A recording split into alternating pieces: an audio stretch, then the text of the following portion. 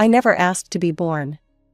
That's what my parents, Robert and Linda Parker, made crystal clear from day one. I'm Cindy, the unwanted second child, the afterthought, the burden. My sister Melissa? She's the golden child, the one they actually planned for. Growing up in the Parker household was like living in two different worlds. Melissa's world was full of love, attention, and celebration. My world? Cold indifference and barely concealed resentment. I remember my 8th birthday like it was yesterday. I woke up excited, hoping this year would be different. Maybe they'd remember. Maybe they'd care. I came downstairs to find Mom and Dad at the breakfast table, chatting with Melissa about her upcoming dance recital. Morning, I said, trying to keep the hope out of my voice. Mom glanced up. Oh, Cindy, your cereal's in the cupboard. I waited, but that was it. No happy birthday, no hug, nothing. Later that evening, as we sat down for dinner, Dad finally remembered. Oh, right. Happy birthday, kid, he muttered, not even looking up from his plate. Mom's eyes widened slightly. Is that today? I could have sworn it was next week. That night, I lay in bed, clutching the one birthday card I'd received, from Grandma Elizabeth. Her words were the only ones that made me feel like I mattered. My dearest Cindy, happy birthday, sweetheart. You bring so much joy to my life. Never forget how special and loved you are. Love always, Grandma. I must have read that card 100 times, trying to believe the words. But how could I be special when my own parents could barely remember I existed? School wasn't much better. Parent-teacher conferences were a joke. I'd watch as other kids' parents showed up, proud and interested. Mine? They always had an excuse. Sorry, Cindy, Mom would say, not sounding sorry at all. We've got Melissa's dance competition that day. You understand, right? I'd nod, pretending it didn't hurt. But it did, every single time. The worst part was overhearing them talk about me when they thought I couldn't hear. One night, I was supposedly in bed when their voices drifted up the stairs. I just don't get it, Dad was saying. Melissa's so bright and talented. Why can't Cindy be more like her? Mom sighed. I know. It's like she doesn't even try. Remember how Melissa was reading at 4? Cindy could barely tie her shoes at that age. Their words cut deep, each one a reminder that I'd never be good enough, never be wanted. As I grew older, the emotional chasm between us only widened. I became quieter, withdrawn. Why bother trying when nothing I did would ever measure up? But there was one person who saw me, really saw me. Grandma Elizabeth. Every visit to her tiny house was like stepping into a different world. A world where I was loved, where my opinions mattered, where I could just be me. At 12, I finally reached my breaking point. The toxic atmosphere at home had become unbearable, and I knew I had to make a change or risk losing myself entirely. With tears streaming down my face, I approached Grandma. Grandma, I choked out, my voice barely above a whisper, can I come live with you instead? I held my breath, terrified she might say no. But Elizabeth's response was immediate and filled with warmth. Oh, sweetheart, she said, pulling me into a tight hug, you'll always have a home with me. And one day, everything I have will be yours. I melted into her embrace, feeling truly safe for the first time in years. I didn't care about inheriting anything, all I wanted was to feel loved and accepted. When my parents heard about this arrangement, their reaction was exactly what I'd come to expect. They laughed. Mom's place? Dad scoffed. That tiny old house? And she works at the library for peanuts. What could she possibly offer you, Cindy? Mom just shrugged, a look of relief crossing her face. Well, if that's what you want.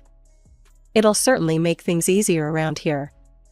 Their casual dismissal hurt, but it also confirmed I was making the right choice.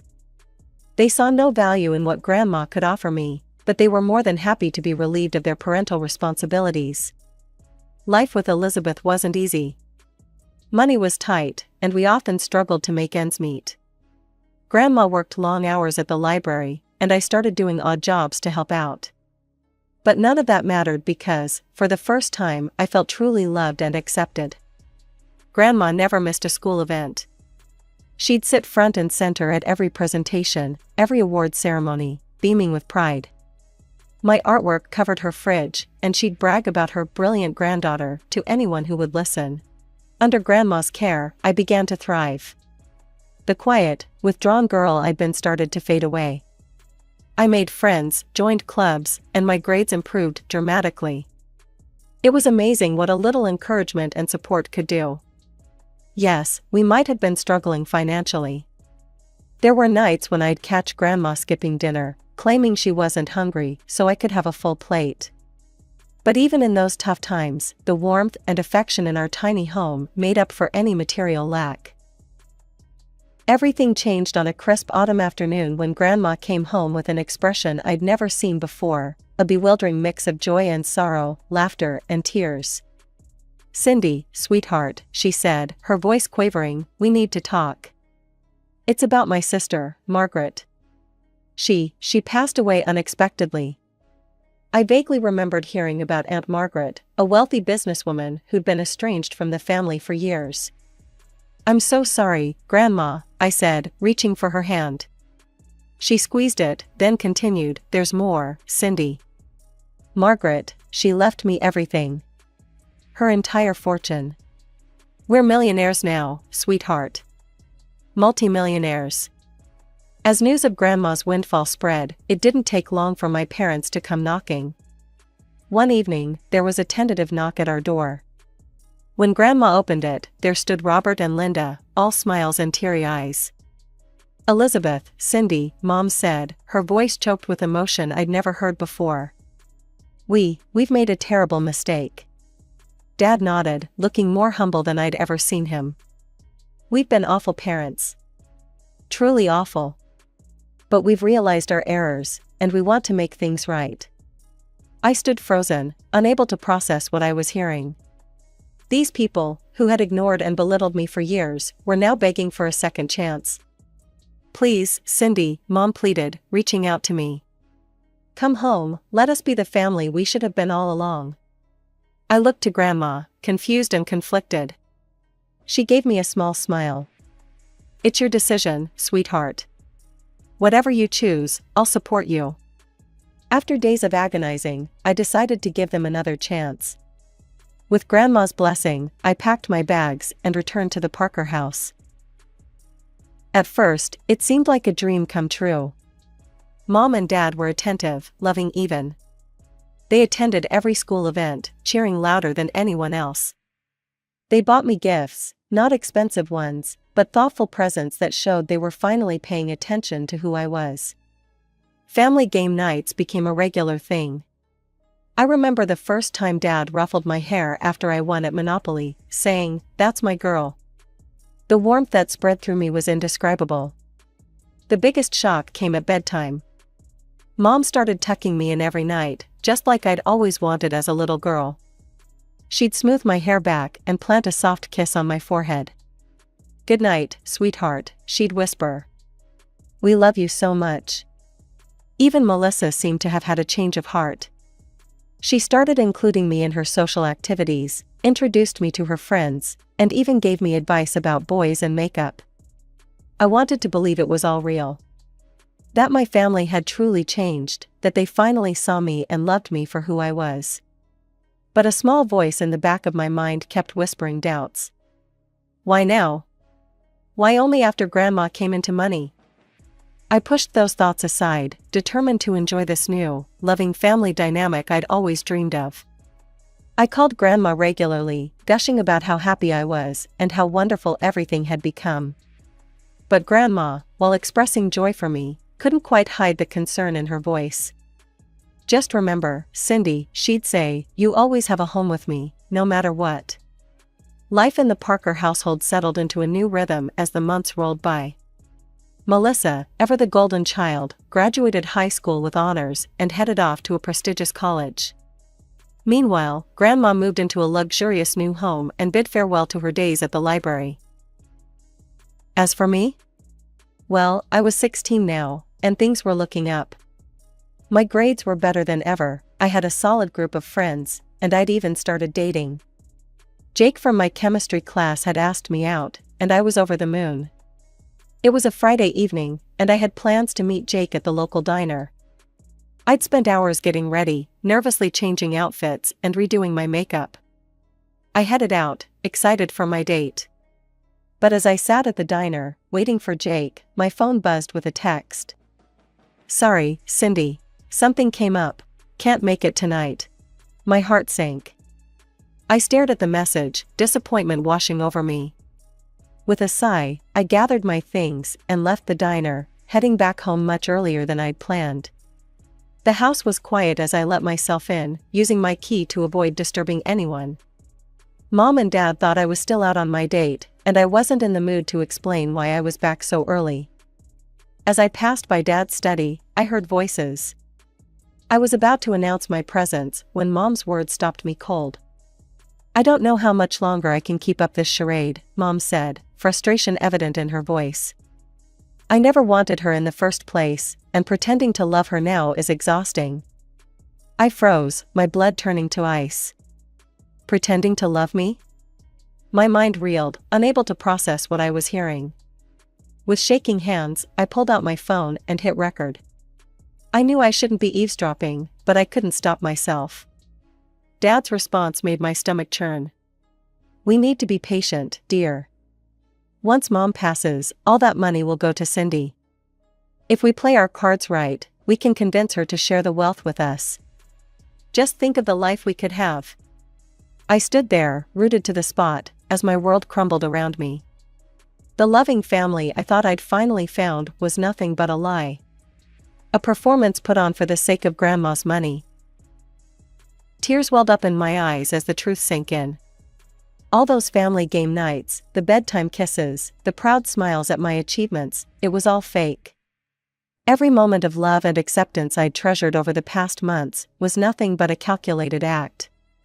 When I couldn't bear to listen anymore, I quietly retraced my steps to the front door. Taking a deep breath to compose myself, I opened the door loudly and slammed it shut.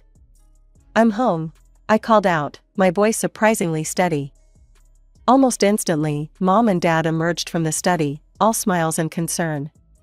"Cindy, sweetie, you're back early," Mom said, her brow furrowed with what I now knew was fake worry.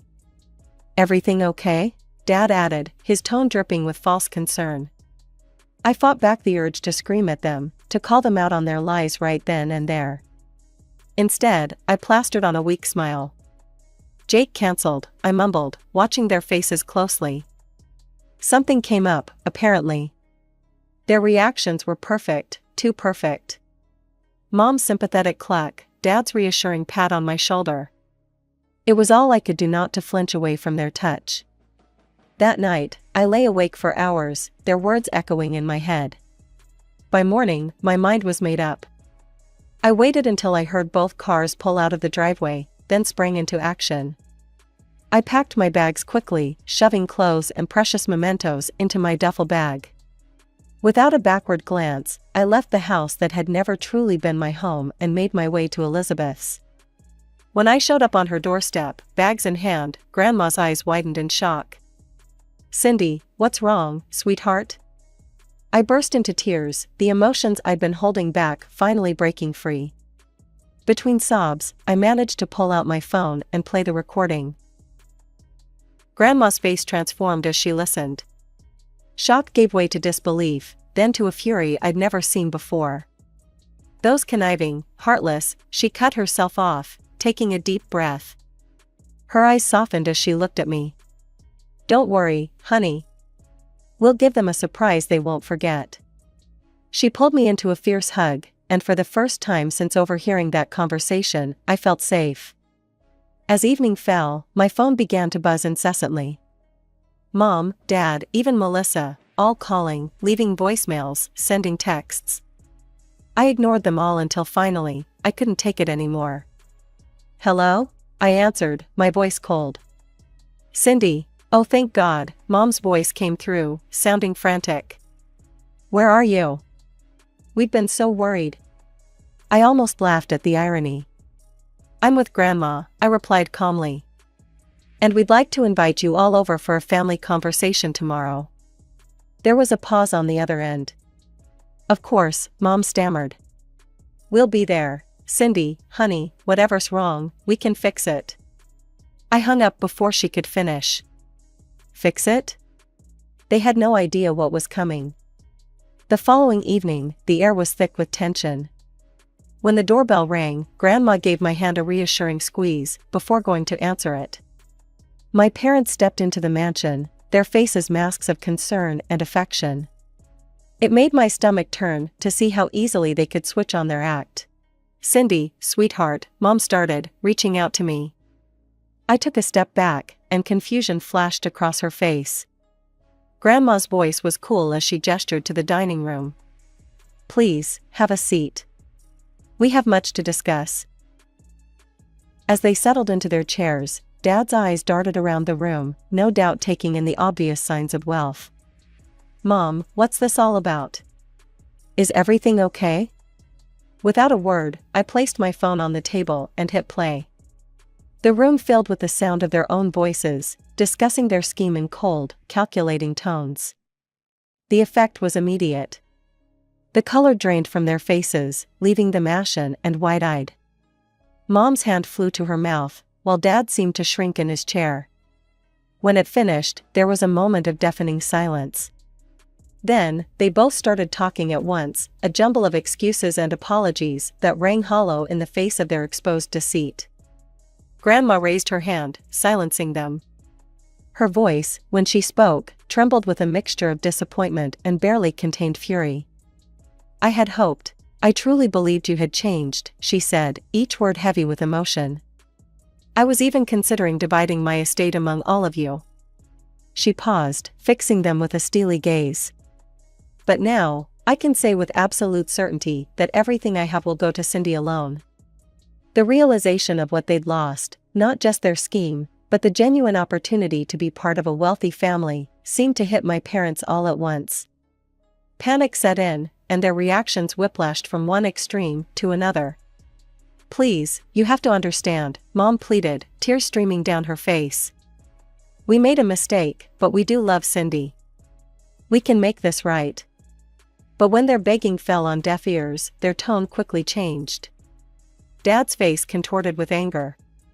You can't do this. We're her parents. We have rights.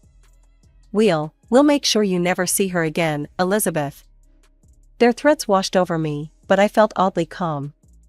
For the first time in my life, I knew exactly where I stood and what I needed to do. I'm filing for emancipation, I announced, my voice steady and clear. Grandma will be my legal guardian. You don't have any power over me anymore. The shock on their faces would have been almost comical if the situation weren't so painful. They looked from me to Grandma, seemingly unable to process that their carefully laid plans had not only failed but backfired spectacularly. I think it's time for you to leave, Grandma said, her tone leaving no room for argument. She stood, gesturing towards the door. When the door closed behind them, I let out a breath I didn't realize I'd been holding. Grandma enveloped me in a warm embrace, and I felt the tension of the past few days start to melt away. The weeks following the confrontation with my parents were a whirlwind of legal meetings and court appearances. Grandma hired a team of top-notch lawyers to help us navigate the complex process of emancipation and guardianship transfer. I'd naively thought that after being exposed, my parents would back down. I couldn't have been more wrong. Robert and Linda fought tooth and nail to maintain control over me, and by extension, their perceived access to Grandma's fortune. Our lawyers worked tirelessly, building a case that showed years of neglect and emotional abuse. The recording of my parents' conversation was damning evidence, but it wasn't the only weapon in our arsenal. Teachers from my old schools came forward, recounting how my parents had consistently missed parent-teacher conferences and school events. Mrs. Johnson, my third-grade teacher, testified about the time I'd won the spelling bee, and neither of my parents had shown up to see me receive my award. Neighbors spoke of the stark difference in how I was treated compared to Melissa. Mr. Rivera, who lived next door to us for years, told the court about the lavish birthday parties thrown for my sister while mine went uncelebrated. Then came the day of the final hearing. As we sat in the courtroom, waiting for the judge to arrive, I noticed a familiar face slip in through the back door. Melissa. When Melissa took the stand, her words shattered any remaining illusion of familial loyalty. "Yes, Your Honor," she said, her voice steady. "I was aware of my parents' plan to use Cindy to access my grandmother's money." The courtroom erupted in murmurs. I sat there, stunned, as Melissa continued. The sudden kindness, the sisterly bonding, it was all part of the act. Our parents thought it would be more convincing if I played along. Melissa's eyes met mine, and I saw a flicker of remorse. But it was too little, too late. Her betrayal was the final nail in the coffin of my relationship with the Parkers. The judge's decision, when it came, was swift and unequivocal. Elizabeth was granted full guardianship, and I was legally emancipated from Robert and Linda Parker. As we left the courthouse, I felt a strange mix of emotions, relief, sadness, and a sense of finally being free. Grandma wrapped her arm around my shoulders, pulling me close. "It's over, sweetheart," she said softly. "You're safe now." I nodded, unable to speak past the lump in my throat. It was over, yes. But it was also a beginning. A chance to build a life free from manipulation and conditional love. As we drove home, to our home, I gazed out the window, watching the familiar streets of my childhood pass by. I was leaving behind the family I was born into, but I was moving towards something far more valuable, a future built on genuine love, respect, and acceptance. As the dust settled from the legal battles and emotional upheavals, I found myself standing on the threshold of a new life. The mansion I now shared with Grandma was more than just a home, it was a sanctuary where I could finally breathe, grow, and heal. With the security and love I'd always craved now a constant in my life, I threw myself into my studies with renewed vigor. No longer was I trying to prove my worth to indifferent parents, instead, I was building a future on my own terms. Grandma Elizabeth, true to her word, dedicated herself to providing me with every opportunity she could. But more than the material comforts or expensive tutors, it was her unwavering support and love that made all the difference. "You can be anything you want to be, Cindy," she'd tell me, her eyes shining with pride. "The world is yours for the taking." Together, we embarked on adventures I'd never dared to imagine before. We traveled to Paris, where I fell in love with art and architecture. We went on safari in Africa, where I discovered a passion for wildlife photography. Each trip, each new experience, helped me discover facets of myself I never knew existed. But the journey wasn't all exotic locales and new hobbies. The hardest work happened in the quiet office of Dr. Larson, my therapist. Twice a week, I'd sit on her comfortable couch, slowly unpacking years of emotional trauma. "It's okay to be angry," she'd say gently. "It's okay to grieve for the family you should have had." Gradually, I learned to trust again, not just others, but myself. I began to see my own worth, to understand that I deserved love and respect simply for being who I am. As my high school graduation approached, I found myself reflecting on the tumultuous journey that had brought me to this point. The family I was born into was gone from my life, no cards, no calls, no contact. Mom, Dad, Melissa, they were now just characters in a painful chapter of my past. But in losing them, I'd gained something far more valuable. Self-respect. Inner strength. And the unconditional love of a grandmother who had become more of a parent to me than my biological ones ever were. On the night before graduation, Grandma and I sat on the patio, watching the sunset paint the sky in brilliant hues of orange and pink. "I'm so proud of you, Cindy," Grandma said, reaching over to squeeze my hand. "You've overcome so much, and look at you now. You're stronger and more beautiful than ever." I felt tears prick at my eyes, but for once, they were tears of joy. "I couldn't have done it without you, Grandma. You saved me." She shook her head, smiling. "No, sweetheart. You saved yourself. I just gave you a safe place to do it. As I stood on the stage the next day, accepting my diploma to the sound of Grandma's enthusiastic cheers, I felt a sense of peace wash over me. The pain of my past no longer defined me. Instead, I was filled with excitement for the bright future ahead. I may have lost the family I was born into, but I'd gained something far more precious, the freedom to become the person I was always meant to be. And as I looked out at the sea of faces, my eyes locked with Grandma's, I knew that whatever came next, I wouldn't be facing it alone. I'm Zoe, and if someone had told me 4 years ago that my marriage would be hanging by a thread, I'd have laughed in disbelief. But here I am, sitting alone in what used to be our shared bedroom, thinking about where it all went wrong. It was a regular evening at the Hendersons, my in-laws. The dining room was always too warm, and Mrs. Henderson's cooking was, well, an acquired taste. My husband, Michael, was always quiet during these dinners, probably trying to avoid any drama. "Zoe, dear, could you pass the salt?" Mrs. Henderson's voice cut through my thoughts. I obliged, trying to smile. "So, Zoe," she started, eyeing me like a cat does a mouse, "how's your little job at the boutique going?" "It's going well, Mrs. Henderson.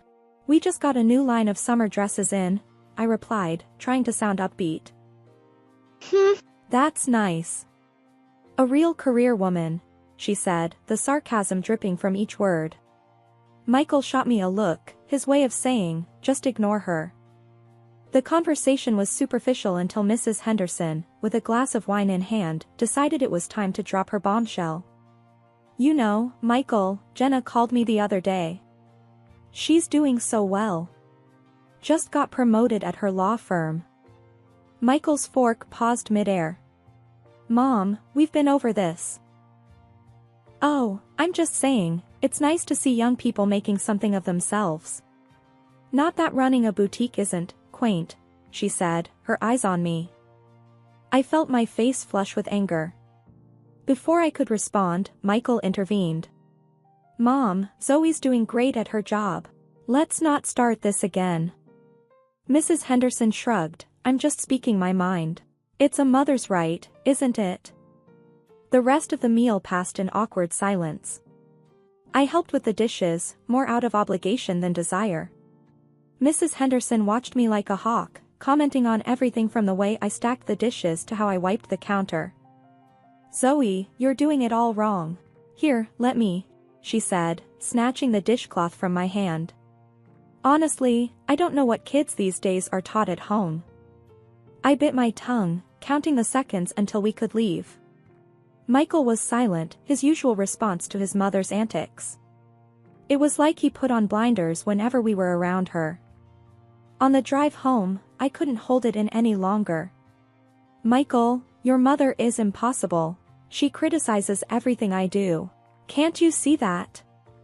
Michael sighed, keeping his eyes on the road. "She's just set in her ways, Zoe. You know how she is. But it's always about me. She never misses a chance to put me down. And you just sit there and let her. Zoe, please. Let's not do this now. She's my mom. What do you expect me to do?"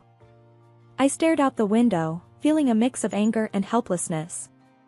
"Stand up for me, maybe? Just once." Life after that dinner at the Hendersons took a nosedive. It was like living in a slow-moving nightmare. I tried to shake off the feeling, but Mrs. Henderson's words, her disapproval, clung to me like a bad smell. Michael and I were like two ships passing in the night. Our conversations, once filled with laughter and plans for the future, were now just about the mundane: bills, groceries, the weather. I missed him, even though he was right there. One evening, I decided to cook Michael's favorite, spaghetti bolognese. I was in the kitchen, lost in the rhythm of chopping and stirring, when Michael walked in, home from work. "Hey," I said, forcing a smile. "Thought I'd make your favorite tonight." He glanced at the pot and then at me. "Thanks, but I'm not really hungry." I frowned. "You sure? I can keep it warm for later." He shrugged. "Maybe. I've got some stuff to do in the study." As he walked away, I felt a familiar pang of disappointment. I served myself a plate and ate alone at the kitchen table. The next weekend, we were back at his parents' place. I braced myself for another round with Mrs. Henderson. She didn't disappoint. "Zoe, have you gained a bit of weight?" she asked, eyeing me up and down. I clenched my teeth. "I don't think so, Mrs. Henderson." She's scared. "You should watch that. Men like Michael need a wife who takes care of herself." Before I could reply, Michael cut in. "Mom, please." "What?" "I'm just looking out for her," she said, her tone innocent. But the damage was done. The rest of the visit was a blur. I couldn't wait to get out of there. Things didn't improve. Every visit to his parents was a test of my patience.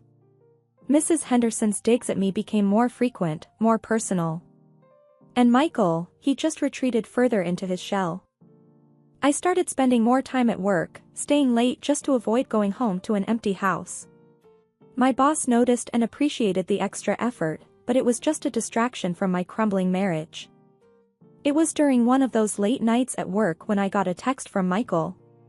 "Eating with Mom and Dad tonight. Don't wait up." I stared at the message, my heart sinking. It was happening again, he was choosing them over me. Over us. I didn't wait up. I couldn't. The loneliness and frustration were too much. I cried myself to sleep that night, mourning the loss of what we once had, fearing what our future might hold. The tension at home was like a thick fog, impossible to ignore. Michael and I had been reduced to grunts and nods, barely acknowledging each other's presence. It was a far cry from the love-filled days we used to know. It was late on a Tuesday when things finally blew up. I was in the living room, flipping through a magazine, trying to find some distraction, when Michael walked in, his face like a thundercloud. "Zoe, we need to talk," he said, his voice low. I put the magazine down, feeling a knot in my stomach. "Okay, what's up?" He took a deep breath. "It's about my mom. She called today. She's upset." I rolled my eyes. "What is it this time?" "She said you were rude to her last time we visited. That you ignored her and were disrespectful." I couldn't believe what I was hearing. Rude? Disrespectful? Michael, she's been nothing but mean to me since day one. And you expect me to just take it? He frowned. "She's my mother, Zoe. You could at least try to get along with her." "Try? I've been trying for years. But it's never good enough for her, or for you, it seems." Michael's face turned red. "That's not fair, Zoe. I'm stuck in the middle here. I'm doing my best." "Your best?" I laughed, but there was no humor in it. "Your best is letting her walk all over me. Your best is taking her side every single time."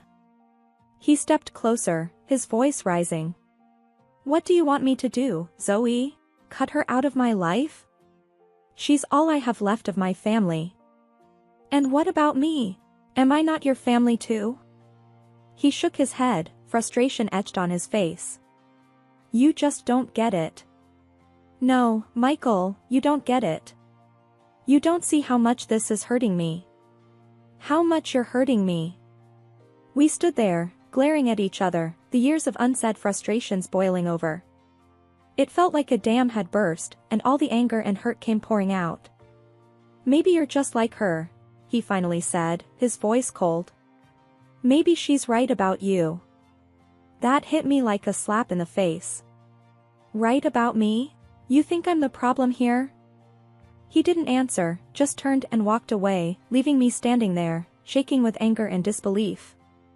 That night, we slept in separate rooms. The gap between us had turned into a chasm, and I had no idea how to bridge it. I lay awake, replaying the argument over and over in my head, each time feeling more lost and alone. The next morning, the house was like a battlefield, silent and tense. We avoided each other, moving around in a strained dance of avoidance. I left for work early, the need to escape the oppressive atmosphere overwhelming. At my desk, I tried to focus, but my mind kept drifting back to the argument, to Michael's words. It felt like we had reached a point of no return, and I didn't know how to feel about it. When I got home that evening, the house was empty. Michael's car wasn't in the driveway. I went inside, the silence enveloping me like a cold blanket. I sat on the couch, staring at nothing, feeling a deep sense of despair. Hours passed, and there was no sign of Michael. I checked my phone, but there were no messages, no missed calls. It was as if he had vanished into thin air. I went to bed that night, but sleep was elusive. My mind was a whirlwind of thoughts, fears, and what-ifs. The realization that our marriage was crumbling was like a weight on my chest, suffocating me.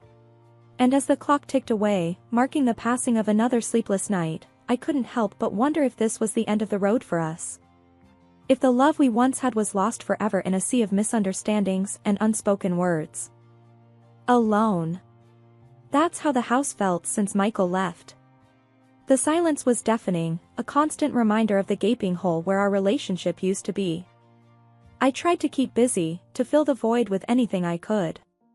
But the emptiness was always there, lurking just beneath the surface. Then came the day that changed everything. I was on my way to the grocery store when it happened. A sudden crash, a blur of motion, and then darkness. When I woke up, I was in a hospital bed, the sterile white of the room assaulting my senses. The doctor's words hit me like a ton of bricks. "I'm sorry, but the injury to your spine, it's severe. Walking again might not be possible."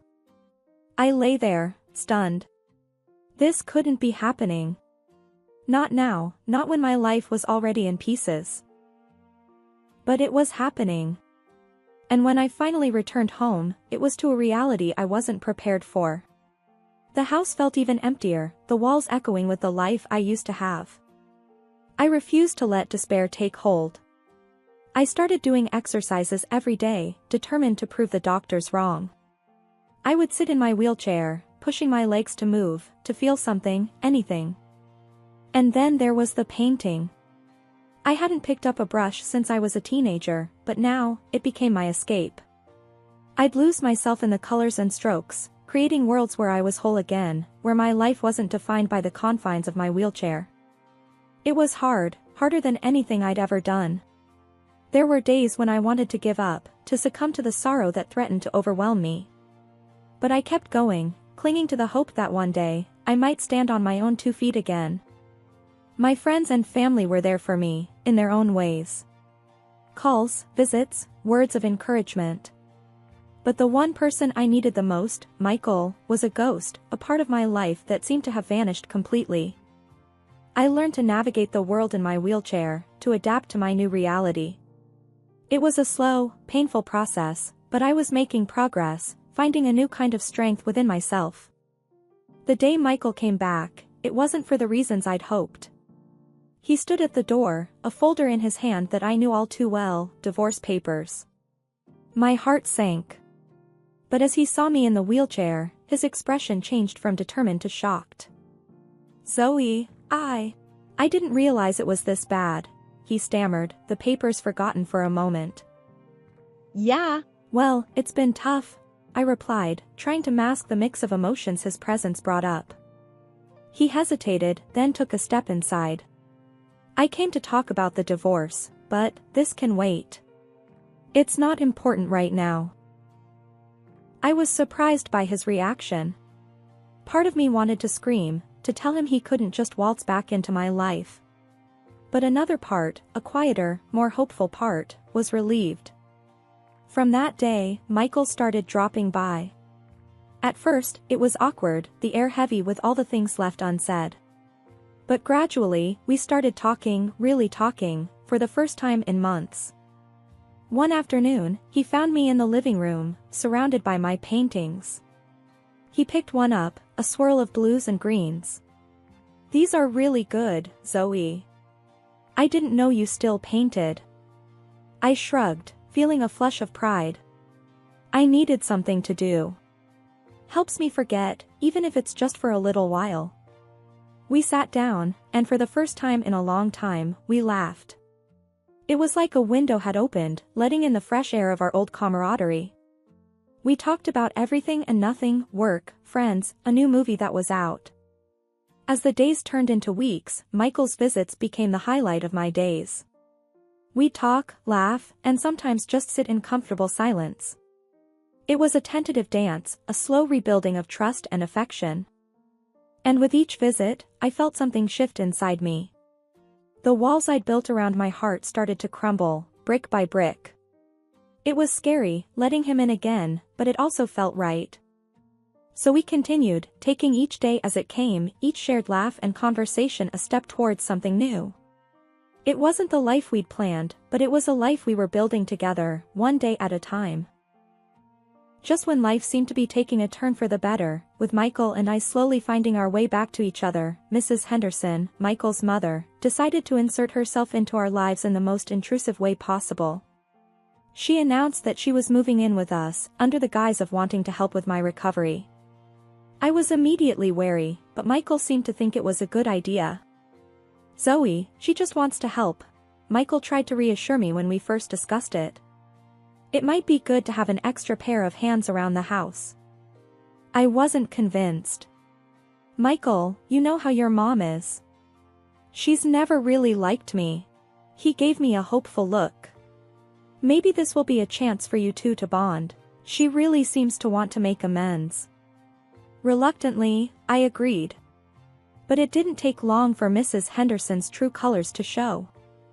Whenever Michael was around, she was sweetness personified, always ready with a helpful suggestion or a kind word. But as soon as he left the room, her demeanor changed. It was like dealing with two different people. One afternoon, while Michael was at the store, she came into the living room where I was trying to read. "You know, Zoe, Michael is just staying with you out of pity," she said, her voice dripping with disdain.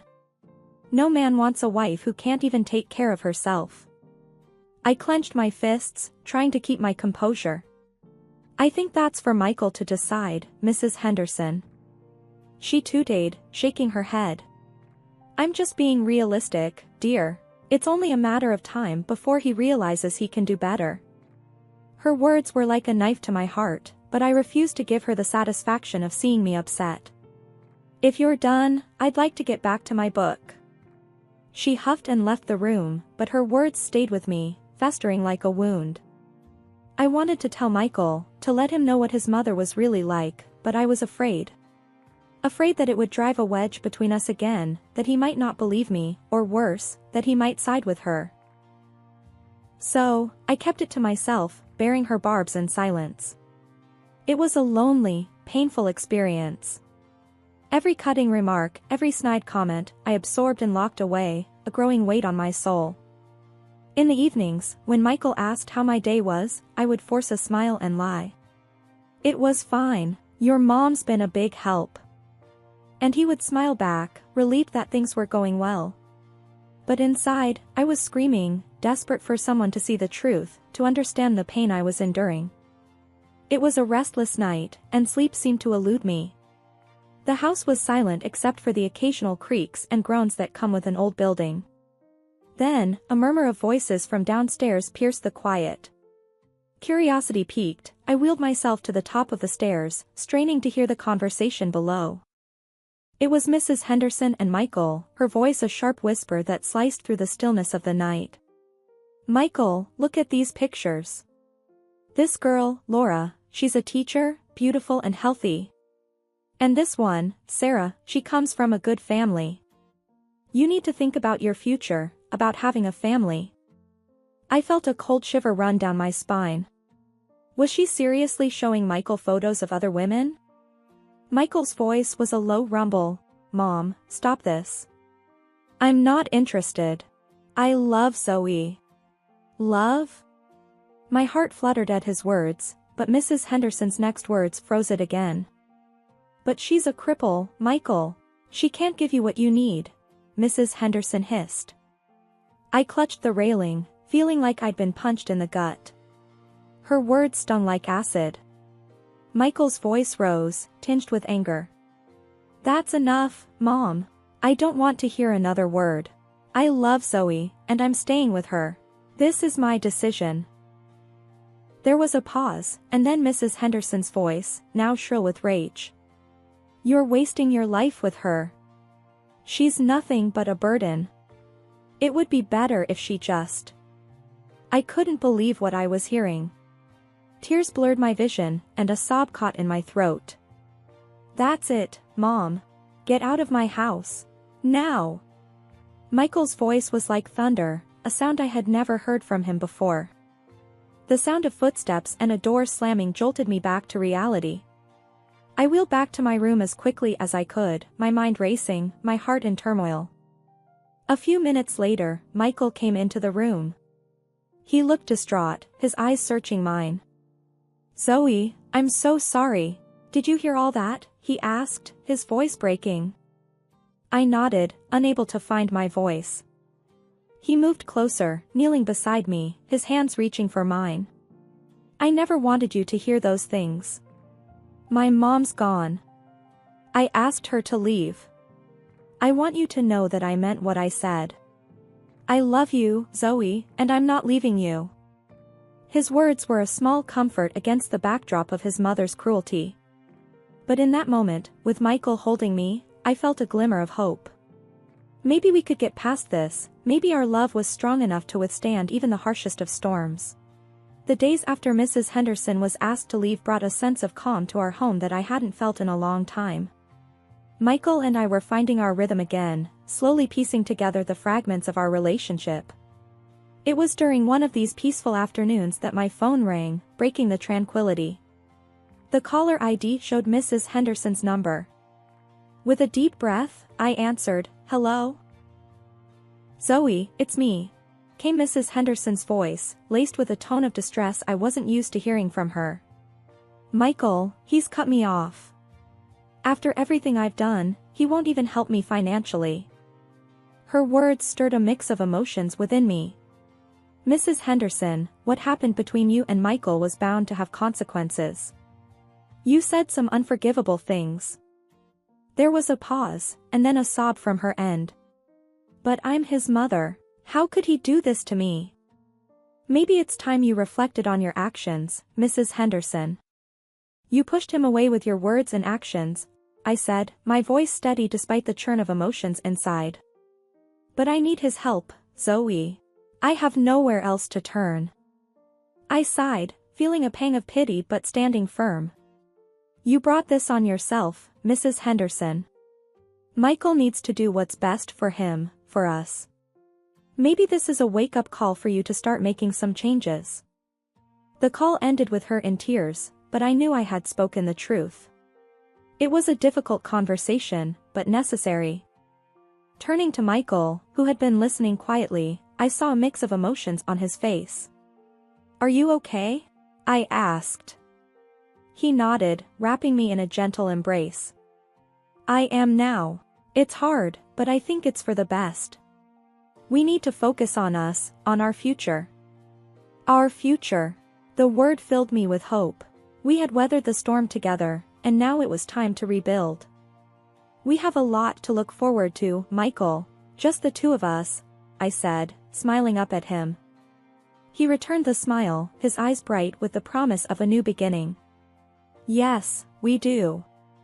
I love you, Zoe, more than ever." As days turned into weeks, our home became a sanctuary of love and understanding. We talked about our dreams, about starting a family, about moving forward together. The challenges we had faced only made our bond stronger, our resolve firmer. One evening, as we sat watching the sunset from our porch, Michael took my hand. "This feels right, doesn't it? Just us, moving forward together." I leaned against him, feeling the warmth of his presence. "It does. We've come through so much, and now we have a whole future to look forward to. Just us." In that moment, I realized how far we had come. From the depths of despair and loneliness, we had risen together, stronger and more united. Our journey wasn't easy, but it had brought us to a place of understanding and profound love. I'm Anna, and this is the story of how my own family tried to steal my home from me. But to understand how things got so messed up, you need to know where it all began. My earliest memories are pretty happy ones. We lived in a modest house, nothing fancy, but it was filled with love. Mom would bake cookies with me on weekends, and Dad would take me to the park every chance he got. They weren't rich, but we had everything we needed. Then came that awful day. I was playing with my dolls when Mom got the phone call. I didn't understand what was happening at first, just that Mom was crying harder than I'd ever seen anyone cry before. Dad had a heart attack at work. Just like that, he was gone. Things started changing fast after that. Within months, Mom met Tom. I remember the first time she brought him home. "Anna, honey, this is my friend Tom," she said, trying to sound cheerful. "He's going to have dinner with us tonight." I didn't like him from the start. There was something cold in his eyes when he looked at me, like I was some kind of problem he needed to solve. But Mom seemed different around him. She started smiling again, laughing even. And soon they were married. I was trying my best to adjust to having a new person in our house when Mom dropped another bombshell: she was pregnant. That's when everything really fell apart. I remember overhearing them arguing late one night. I was supposed to be asleep, but I'd snuck out to get a glass of water. "I didn't sign up to raise someone else's kid," Tom was saying, his voice harsh and angry. "We're going to have our own baby soon. I'm not wasting my time and money on her."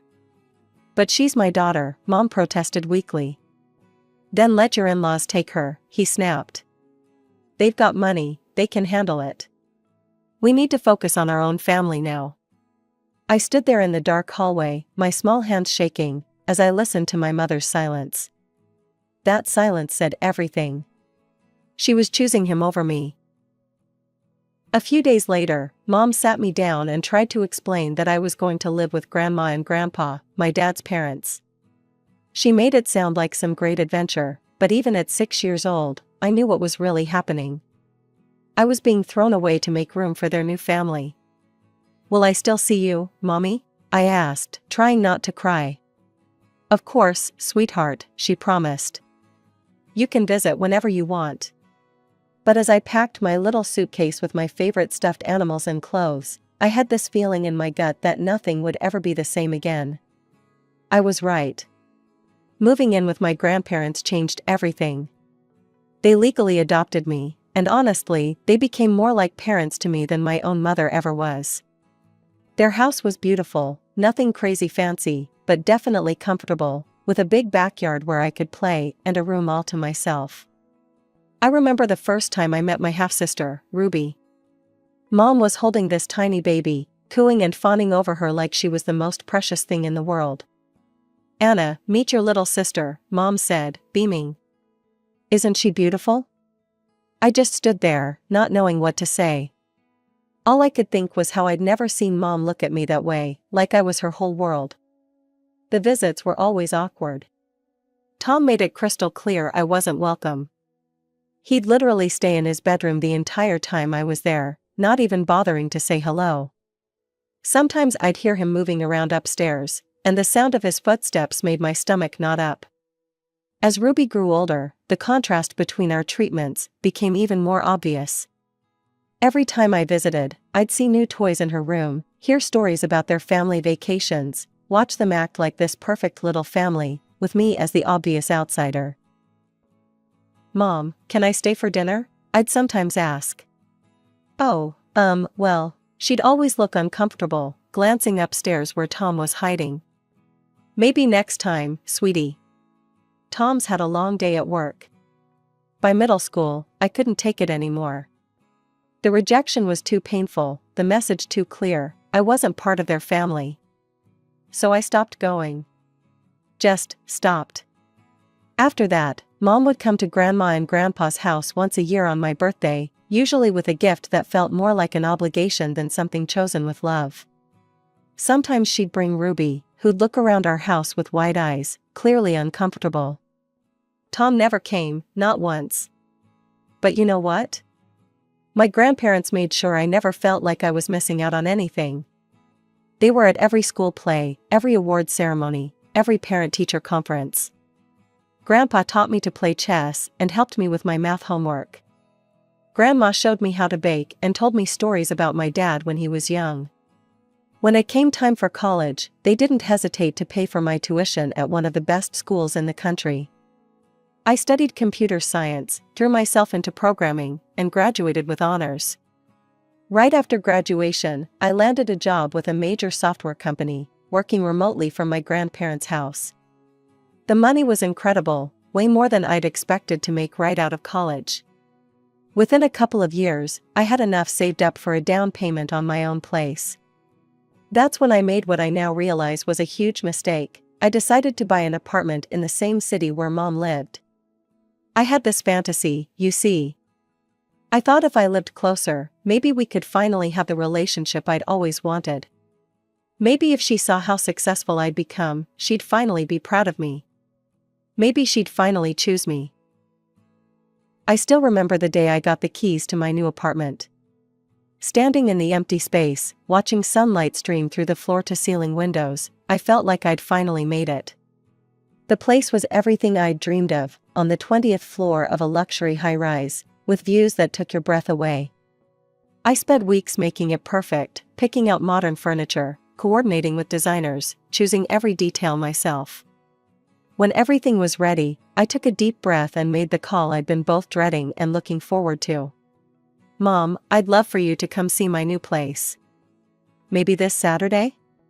There was a pause on the other end. "New place? You bought an apartment?"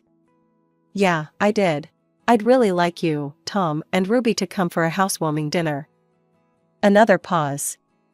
"Well, I suppose we could do that." The day they arrived, I had everything perfect. I'd cooked a fancy dinner, bought expensive wine, even put fresh flowers everywhere. When I opened the door, their jaws literally dropped. Ruby, now 19 and in college herself, pushed past everyone. "Holy shit," she breathed, spinning around to take it all in. "This is insane." Mom's eyes were huge as she walked through the living room, running her hand over my Italian leather sofa. "Anna, this must have cost a fortune." Tom just stood there, his face getting redder by the minute. The questions started over dinner.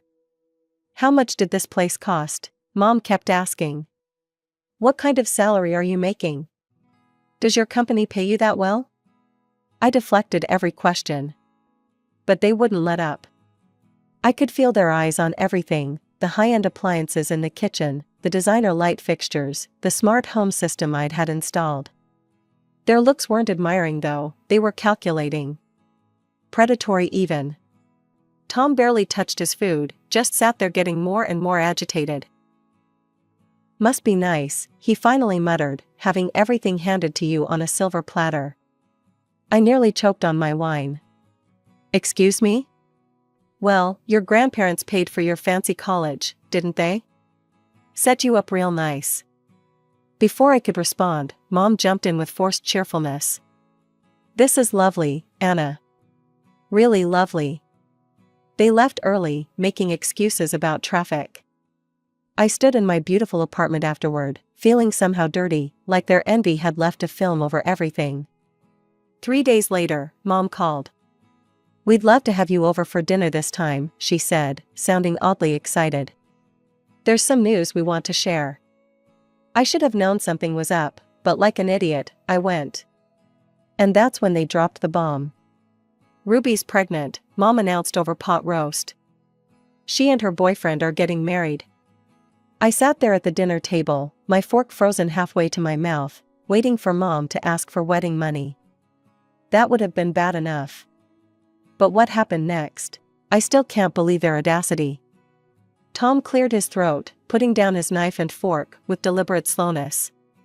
"You know, Anna, that apartment of yours is in a really good location." "Yeah?" I said cautiously. "Right next to that new kindergarten. And the elementary school's what, 2 blocks away?" I nodded slowly, not sure where this was going. "Perfect setup for a young family," he continued, his voice taking on a salesman's tone that made my skin crawl. "Lots of space, good neighborhood." It would be just right for Ruby and her baby. I blinked, thinking I must have misunderstood. What do you mean? Well, he leaned forward, his eyes gleaming. Since you're doing so well for yourself, making all that money, living the high life, you should give your apartment to Ruby. The room went dead silent. I waited for someone to laugh, to say they were joking. Nobody did. Give my apartment to Ruby? I repeated, my voice barely a whisper. You can easily buy another place, Tom continued, like he was discussing the weather. Ruby's fiancé can barely afford rent right now. They need a proper home for the baby. And since you're so well off, Mom chimed in, giving me that guilt-inducing look I remembered from childhood. I looked at Ruby, who was staring at her plate like it held the secrets of the universe. Then back at Mom, who was nodding along with everything Tom said. They were serious. They were actually, seriously expecting me to hand over my apartment, the home I'd worked my ass off for, the place I'd poured my heart into, just like that. You've got to be kidding me, I said, my voice shaking. Don't be greedy, Anna, Tom snapped. Family helps family. That's when something inside me snapped. Family? I laughed, but it wasn't a happy sound. Are you seriously going to sit there and talk to me about family? Anna, Mom started, reaching for my hand. Of course you're family. That's why we're asking. No, I cut her off, standing up so fast my chair scraped against the floor. Don't you dare sit there and pretend I'm family when it's convenient for you. Where was this family talk when you threw me out at 6 years old? Mom's face went white. I didn't throw you out. You gave me away, I was shouting now, years of hurt pouring out. You chose him, I pointed at Tom, who was turning an interesting shade of purple, over your own daughter. You shipped me off to Grandma and Grandpa because your new husband didn't want to deal with someone else's kid. Now listen here, Tom started to stand. No, you listen, I cut him off. I bought that apartment with my money, that I earned from my job, that I got with my education. And there is no way in hell I'm giving it to you people. I grabbed my purse and headed for the door, my whole body shaking. The next few weeks after that disastrous dinner were unsettling. I kept seeing things out of the corner of my eye, a familiar figure lurking in the parking garage, someone who looked suspiciously like Tom hanging around the building entrance. But every time I turned to look directly, there was nobody there. Then I got the email from work. My boss wanted me to come to headquarters for a week of meetings about a new project. It was a great opportunity, the kind that could lead to a promotion. Still, something felt off about leaving my apartment. You're being ridiculous, I muttered, packing my suitcase. What's the worst that could happen? I should have listened to my gut. The business trip itself was great. Productive meetings, networking opportunities, even a fancy dinner with the executive team.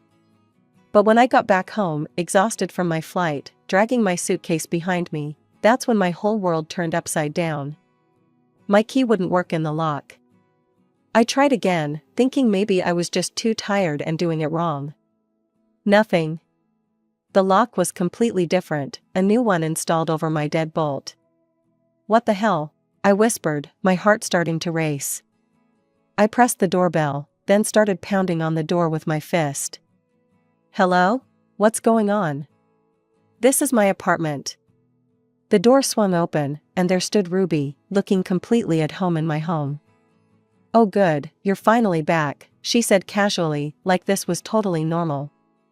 Your timing's perfect actually, we just finished packing up your stuff. I stood there, mouth open, unable to process what I was seeing. Ruby was wearing pajamas, my pajamas, and behind her, I could see my furniture had been rearranged. What are you doing in my apartment? I finally managed to sputter.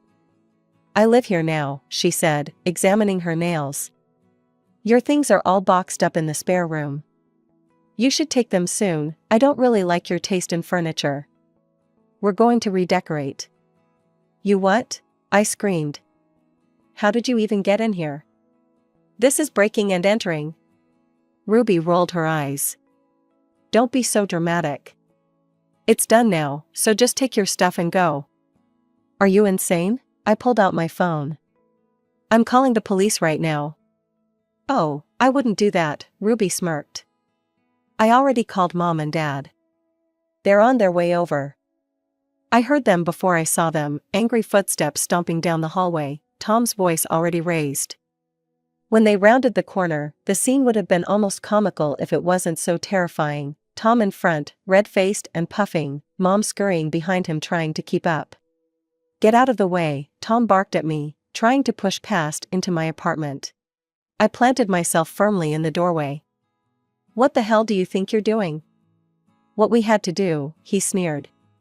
Since you were too selfish to do the right thing, we had to take matters into our own hands. Now move aside and let us finish moving Ruby in. I couldn't believe what I was hearing. The sheer audacity of it made my head spin. Are you actually serious right now? I looked at my mother, who was hovering behind Tom. Mom, are you really okay with this? Breaking into my home? Changing my locks? Don't be so dramatic, Anna, Mom said, not quite meeting my eyes. We're trying to help Ruby start her family. Since you wouldn't cooperate, we had to push you toward the right decision.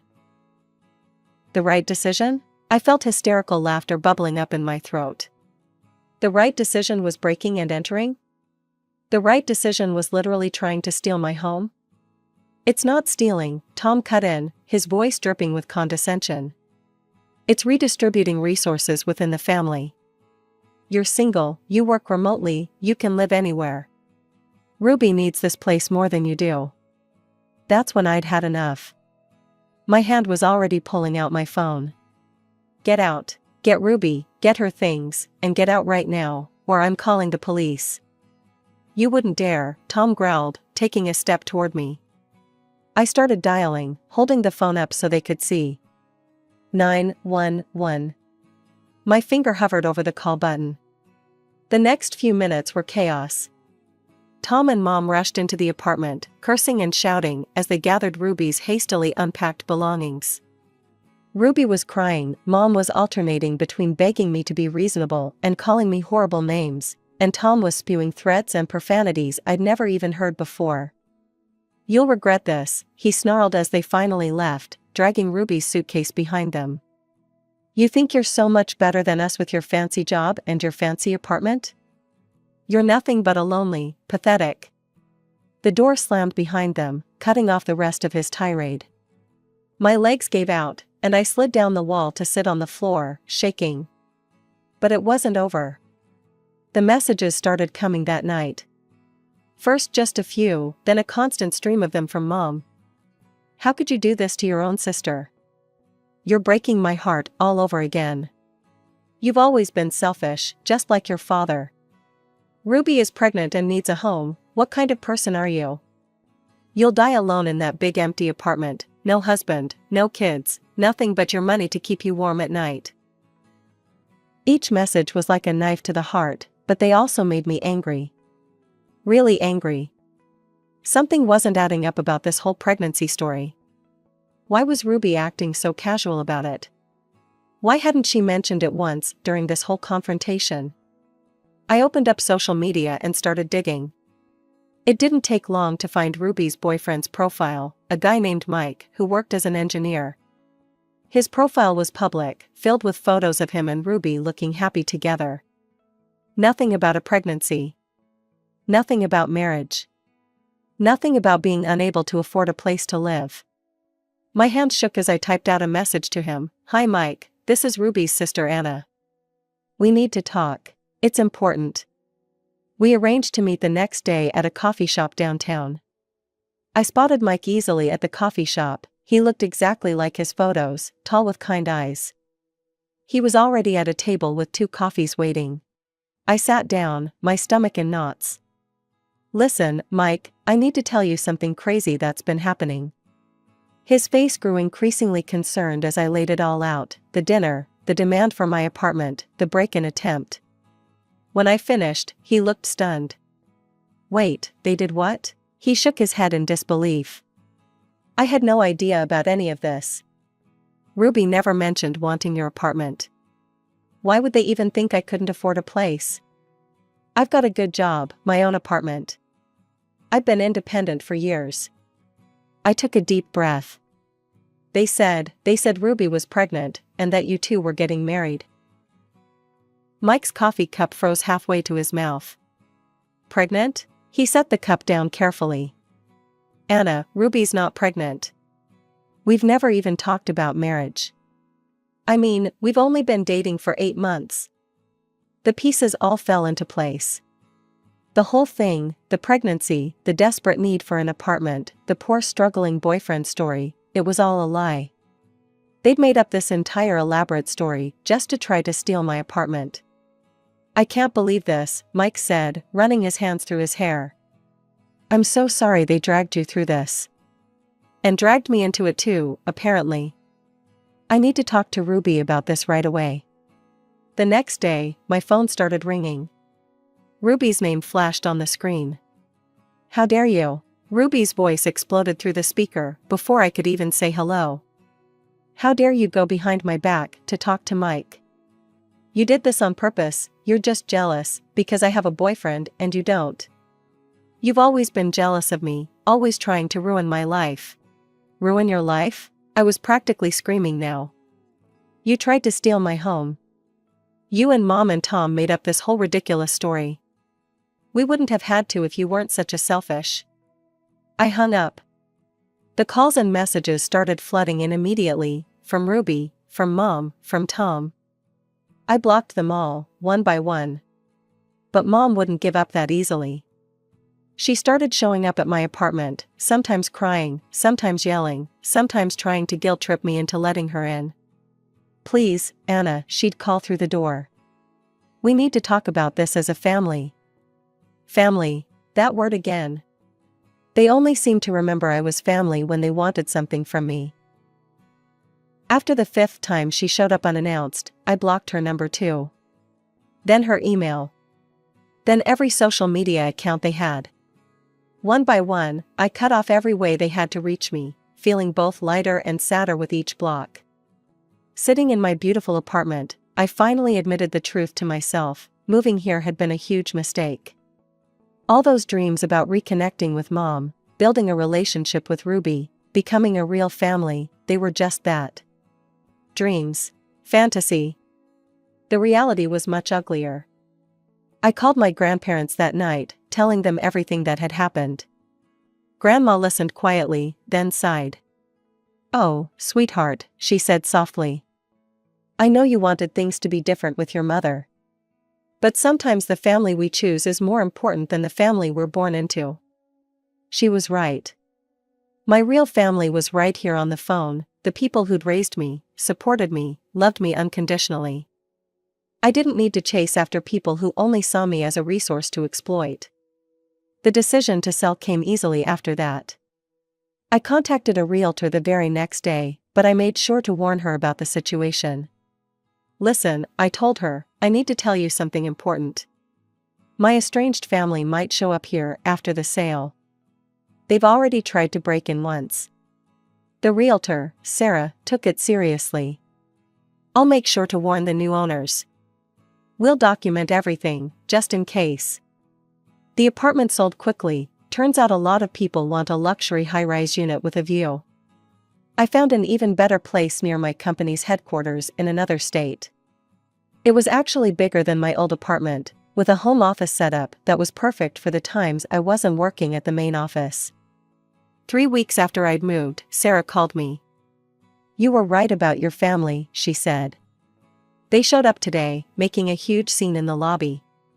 Yelling, demanding to know where you'd gone, claiming they had a right to be there. My stomach clenched. What happened? The new owners threatened to call the police, and they scattered pretty quick after that. But Anna, you made the right choice getting out of there. She was right. In my new place, in my new city, I could finally breathe. I got into a routine, work at the office some days, from home others. Regular video calls with my grandparents, who were proud of how I'd handled everything. I even started dating someone I met at work, though I was taking it slow, still processing everything that had happened. Sometimes I wonder about Ruby, if she stayed with Mike after he found out about her lies, if she ever felt guilty about what they tried to do. Sometimes I think about Mom, wonder if she ever realizes what she lost when she chose her new family over her daughter, not once but twice. But mostly, I focus on the family I do have. My grandparents, who showed me what unconditional love really looks like. The friends who've become like siblings to me. The life I've built for myself on my own terms. I'm done trying to win the approval of people who see me as nothing but a means to an end. Done trying to build bridges that only get burned. Done hoping for a mother's love that always comes with conditions. I'm just done. And for the first time in my life, that feels like enough. My name is Emma, and I grew up with my younger sister Olivia in what felt like a prison disguised as a home. The 8-year age gap between us might as well have been an ocean, not just in years, but in how differently our parents treated us. Every morning started the same way. While everyone else was still sleeping, my alarm would go off at 5:30 a.m. I'd drag myself out of bed, knowing that if breakfast wasn't ready on time, there'd be consequences. My hands would shake sometimes as I cracked eggs and toasted bread, wondering if today's breakfast would meet their impossible standards. Emma, my mother's sharp voice would cut through the morning silence. The coffee is too strong again. Can't you do anything right? I'd mumble sorry and keep my head down, knowing better than to argue. Meanwhile, Olivia would skip into the kitchen whenever she felt like it, and Mom would smile at her like she was an angel descended from heaven.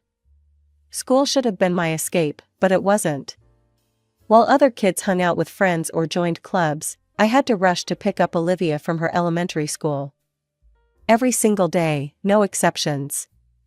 But Mom, Sarah invited me to study group after school. I tried once. Absolutely not, she snapped. Your sister needs you. And who knows what you'll really be doing? Probably meeting boys. That was their obsession, keeping me away from boys. I couldn't even wear my hair down because Mom said it would attract their attention. Every morning, she'd watch as I braided it so tight my scalp hurt. Jeans were forbidden, along with any skirts above the knee or blouses with short sleeves. I looked like I'd walked out of a different century. The house had to be spotless, always. Laundry, cleaning, cooking, it all fell on me. I'd spend hours scrubbing floors and washing clothes while Olivia played in her room, making more messes for me to clean up. If I slipped up on any of their endless rules, the punishment was usually going without lunch or dinner. Maybe hunger will teach you obedience, Dad would say, locking away my plate while I watched everyone else eat. We lived like hermits. No friends could visit, and my parents never invited anyone over. Even relatives were kept away because my parents claimed they all lived in sin. I never understood what that meant. What confused me most were their mysterious evening and weekend disappearances. They'd dress in their best clothes and leave, never explaining where they went. When I asked, Dad's face would darken. It's none of your business, he'd growl. When you turn 18, you'll join us at the meetings. You'll understand then. The worst part wasn't the endless chores or the strict rules, it was the complete lack of appreciation. No matter how hard I worked, how spotless the house was, or how well I took care of Olivia, my parents treated me like their personal maid. Not once did I hear a thank you or see a smile of approval. Olivia picked up on their attitude quickly. By the time she was 8, she was treating me the same way they did, like I was nothing more than the help. She'd drop her dirty clothes on the floor, leave dishes scattered around her room, and roll her eyes when I asked her to clean up after herself. One evening, after spending hours cleaning up yet another mess Olivia had made, I finally worked up the courage to confront Dad. I found him in his study, reading his usual religious texts. Why do you treat me so differently from Olivia? I asked, my voice shaking. He looked up at me, his eyes hard. You want to know why? Because you're the spitting image of my sister, same defiant look, same willful nature. She lived in sin her whole life, moving from man to man without marriage. We won't let you follow her path to debauchery. But I haven't done anything wrong, I protested. Your sister, He continued as if I hadn't spoken, "She's like your mother, modest, decent, pure. She doesn't need the strict guidance you do. The devil is already trying to claim you, just like he claimed my sister." The unfairness of it all was suffocating. While I wore ankle-length skirts and high-necked blouses, Olivia bounced around in jeans and t-shirts.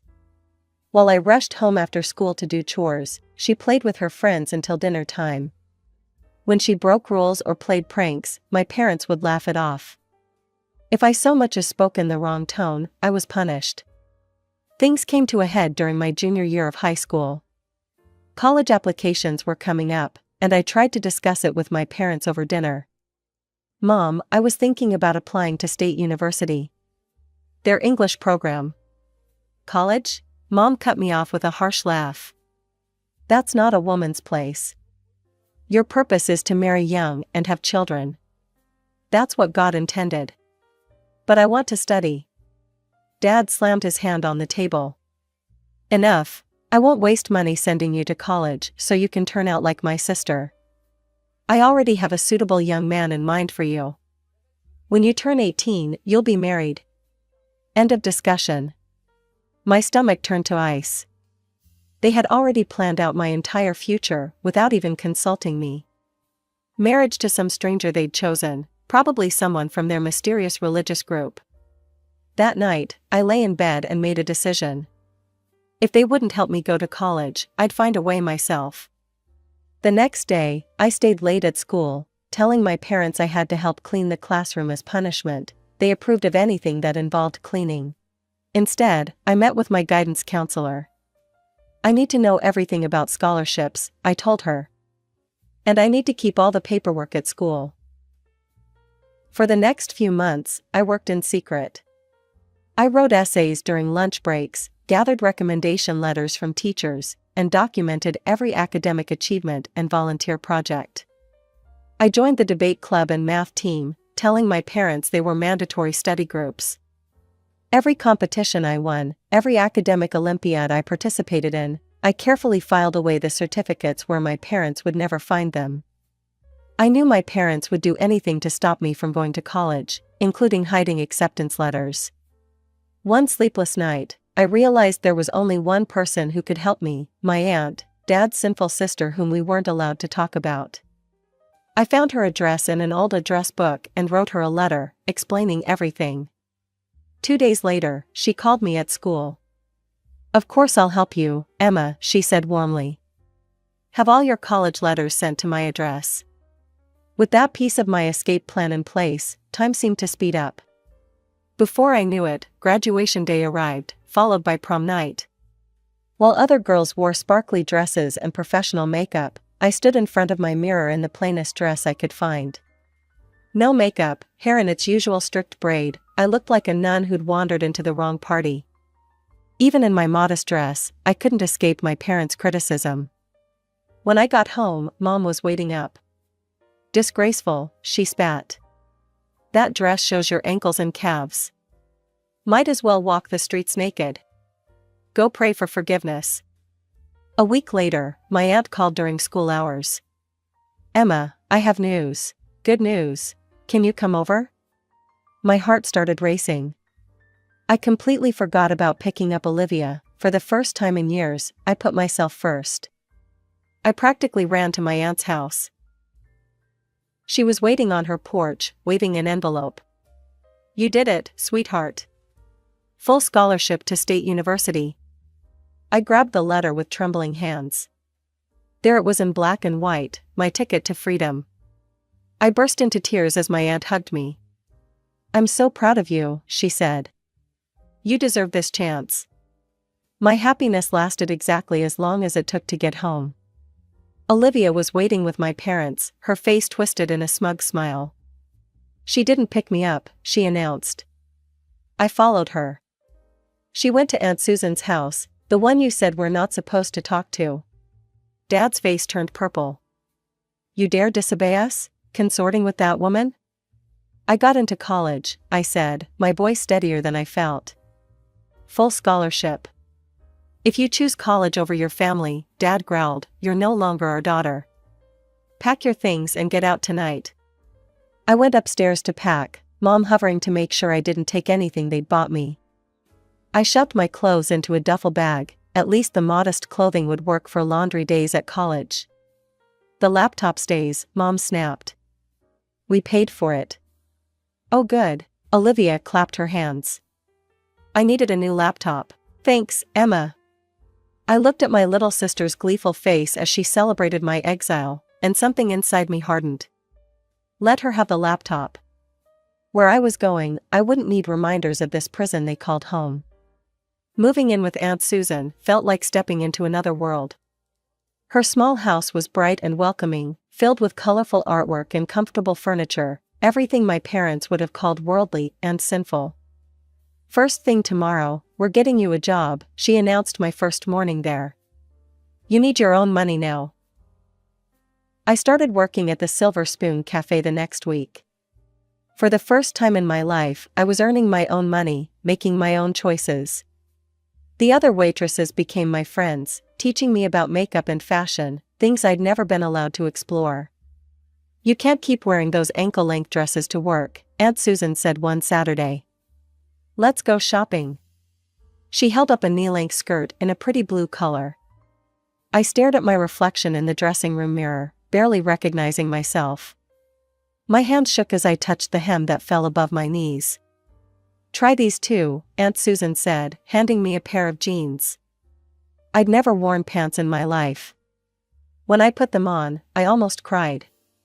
They were comfortable, practical, everything I'd been denied. One more stop, Aunt Susan announced after we'd bought a whole new wardrobe. She drove to a hair salon. I touched my long braid nervously. It had been my prison for so long, this rope of hair I wasn't allowed to wear loose. Cut it, I said suddenly. All of it. The hairdresser worked her magic, transforming my severe braid into a modern, shoulder-length style, with layers that framed my face. When she finished, I couldn't stop running my fingers through my hair, marveling at how light my head felt. Summer passed in a blur of work shifts, new experiences, and preparation for college. In August, I moved into my dorm room in another city, terrified and excited. College was everything I'd dreamed of and more. I threw myself into my studies, joining study groups and academic clubs without having to lie about where I was going. I made real friends who knew nothing about my past and accepted me as I was. 4 years flew by. I graduated with honors, my aunt cheering in the audience. My parents never called, never wrote. Sometimes I'd see Olivia's posts on social media. She seemed to be living the life they'd wanted, still at home, still following their rules. Then Aunt Susan met James. He was kind, funny, and clearly adored her. When she told me they were getting married and moving to Australia for his work, I felt my heart sink a little. She was my only family now. We'll video chat all the time, she promised. But Emma, you've built your own life now. You don't need me anymore. She was right. I had a good job in the city, my own apartment, and I'd started dating Michael, a software engineer I met through friends. For the first time in my life, I was truly happy. I was at work, reviewing quarterly reports at my desk, when my phone rang with an unfamiliar local number. Is this Emma Mitchell? A grave voice asked. I'm Officer Roberts from the Central Police Department. I'm sorry to inform you that there's been a car accident involving your parents. The funeral was held on a crisp autumn morning. The priest spoke about eternal life and God's mercy, words that reminded me too much of my childhood. Olivia cried loudly next to me, mascara running down her face, but I couldn't shed a single tear. I felt numb, disconnected, like I was watching someone else's funeral. A few days later, we met with the notary, Mr. Peterson. When he read the will, I wasn't surprised at all. Everything, the house, and all their money, went to Olivia. She was always their perfect daughter, their precious angel who could do no wrong. Of course they'd leave her everything. What truly shocked me was Olivia's reaction. She literally jumped up from her chair, clapping her hands like a child at a birthday party. Her face lit up with excitement, all traces of funeral grief gone. How much money is it exactly? She asked eagerly, leaning forward over the notary's desk. Can I sell the house right away? I want to know how much I can spend. I've been looking at cars online, and there's this cute convertible. The notary adjusted his glasses, looking at her with barely concealed disapproval. His voice was stern when he interrupted her excited babbling. Miss Mitchell, I need to remind you that you won't have any access to your inheritance until you turn 18. And more importantly, as a minor, you need a legal guardian. Both the notary and Olivia turned to stare at me. I muttered an excuse and stepped into the hallway, pulling out my phone with trembling hands. I called Michael, my fiancé, dreading the conversation I knew we had to have. We'd been planning our wedding for months, talking about our future together, our dreams of traveling and starting our own family. Michael, I said, trying to keep my voice steady, I need to postpone the wedding. Olivia needs a guardian, and if I don't take her, she'll end up in foster care. I can't let that happen. There was a long silence on the other end, so long I thought the call had dropped. 2 years, he finally said, his voice tight with tension. You want me to put our lives on hold for 2 years? We could make it work, I suggested desperately, pacing the empty hallway. She could live with us, we could be a family together. I know it's not what we planned, but... No, Emma, he cut me off firmly. I don't want to spend my years raising your teenage sister. I want us to have our own life, travel, be carefree. That was our plan, remember? Just you and me, building our future together. I looked down at my engagement ring, watching it sparkle under the fluorescent lights. I knew what I had to do, even though it was breaking my heart. I found a job at Mitchell & Associates, a marketing firm downtown. The pay was good, better than what I'd been making in my old city, and I threw myself into the work, partly to distract myself from my broken engagement, partly to provide for Olivia. The house felt different without our parents, but some things remained painfully familiar. I was still the one doing all the housework, just like before. Every morning, I'd wake up early to make breakfast before work. Every evening, I'd come home to cook dinner. Weekends were filled with cleaning, laundry, and grocery shopping. One Saturday morning, while scrubbing bathroom tiles, I finally asked Olivia why she never helped. She looked up from her phone, sprawled comfortably on the living room couch. I don't know how, she said with a shrug. Mom and Dad never taught me. You were always the one doing everything. I bit back a bitter laugh. Of course they hadn't taught her, they'd been too busy making sure their precious younger daughter didn't turn out like me. Despite everything, I wanted to be a better guardian than our parents had been. When Olivia's graduation approached, I spent nearly a month's salary on the perfect dress, a designer piece in soft blue silk that made her look like a princess. I hired a professional makeup artist and hairstylist, arranged a photo shoot, and booked a reservation at the fanciest restaurant in town. After the graduation excitement died down and Olivia turned 18, I started bringing up college applications over breakfast. I'd already researched several good universities within driving distance, and I was ready to help her with the application process. So, I said casually one morning, buttering her toast just the way she liked it, which colleges are you thinking about? State University has an excellent business program, or if you're interested in arts, Wellington College. I'm not going to college, Olivia interrupted, not looking up from her phone. I'm getting married, that's what Mom and Dad wanted for me. I stared at her, completely blindsided. Married? To who? I didn't even know you were dating anyone. Olivia finally looked up, a small smile playing on her lips. Mom and Dad arranged it when I was 15. They introduced me to him at one of their meetings. We've been talking online ever since, and we've met up a few times in person. My stomach churned. An arranged marriage? At 18? To someone our parents had chosen through their mysterious religious group? But do you actually like him? I asked carefully. Do you want to marry him? He's from a good family, Olivia replied, as if reciting from memory. Very wealthy, very respectable. Mom and Dad approved of him completely. We've already talked about the wedding plans. Then she surprised me further. I need your help with the preparations, she said, suddenly looking younger and more vulnerable than she had in years. I can't do it alone, and, well, you've always had good taste. Even if it's different from mine. I sat down heavily in the kitchen chair, trying to process everything. This was the first time Olivia had ever complimented me, even backhandedly. But maybe this was an opportunity. Maybe, through planning this wedding together, we could finally build the sisterly relationship we'd never had. Maybe Olivia had grown up, matured, learned to see beyond our parents' rigid teachings. As the wedding preparations progressed, I couldn't shake the feeling that something was off. Every time I asked to meet Olivia's fiancé, she had an excuse ready. He's too busy with work, she'd say. Or, he's visiting family out of town. After 3 weeks of this, I finally put my foot down. Olivia, I'm paying for this entire wedding. I need to meet the man my sister is going to marry. She rolled her eyes, but finally agreed. Fine. He can come for dinner tomorrow. To my surprise, David turned out to be perfectly normal.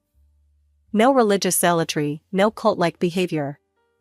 He was a successful investor with kind eyes and a gentle manner. I found myself relieved. Maybe our parents had actually chosen well for once. After meeting David, I threw myself into the wedding preparations with renewed enthusiasm. I wanted everything to be perfect. I booked the city's most exclusive restaurant for the reception, hired the best florist in town, and spent a small fortune on a custom-made wedding dress that made Olivia look like she'd stepped out of a bridal magazine.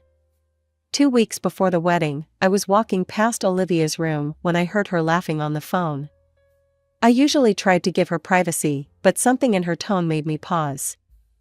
God, he's so boring, she was saying. All he talks about is work and investments. But he's loaded, Jenny. Like, seriously loaded. My blood ran cold as I listened. Obviously I'm going through with it, Olivia continued. Do you know how hard it is to find a guy this rich at 18? But don't worry, I've got my eye on some other guys too. What's wrong with having a little fun after the wedding? It's not like I'll be the first married woman with a few lovers on the side. I pushed the door open before I could stop myself. What did you just say? Olivia's eyes widened. Jenny, I'll call you back, she said quickly, ending the call. You can't do this, I said, my voice shaking. You can't marry David just for his money and then cheat on him. It's wrong. Oh, spare me your moral outrage, Olivia snapped. What did you expect? That I'd actually fallen in love with Mom and Dad's boring choice? I'm not stupid, I'm securing my future. By using someone? By lying to them? Get out of my house, she sneered. I stared at her. What? I don't need you anymore, you've paid for everything I wanted for the wedding. Oh, and by the way, I was going to tell you next week anyway, you're not invited to the ceremony. You're worthless and no one needs you. The words hit me like physical blows. After everything I've done for you? Everything you've done for me? Olivia laughed cruelly. Do you want a medal for being my guardian? These past 2 years have been torture. I wish they'd sent me to live with another family instead of you. She stood up, her face cold and hard, so much like our mother's that it scared me. You have 24 hours to pack your things and get out of my house. Don't make me call the police. I've never considered myself a vengeful person. All those years of my parents' cruelty, I never once thought about getting back at them. But something in me snapped that night. Maybe it was all the years of sacrifice, or maybe it was finally seeing Olivia's true colors. Before packing my things, I went to her room. The laptop she'd been so smug about claiming, my old laptop, was sitting on her desk, unlocked. It took me less than 10 minutes to find everything: her conversations with friends about using David for his money, explicit chats with other guys about their plans for after the wedding, screenshots of dating apps she was already using. I copied everything to my phone. Then I started making calls. First the florist, cancelled. Then the venue, cancelled. Finally, the restaurant. That one hurt, they could only refund half of my deposit. But I didn't care about the money anymore.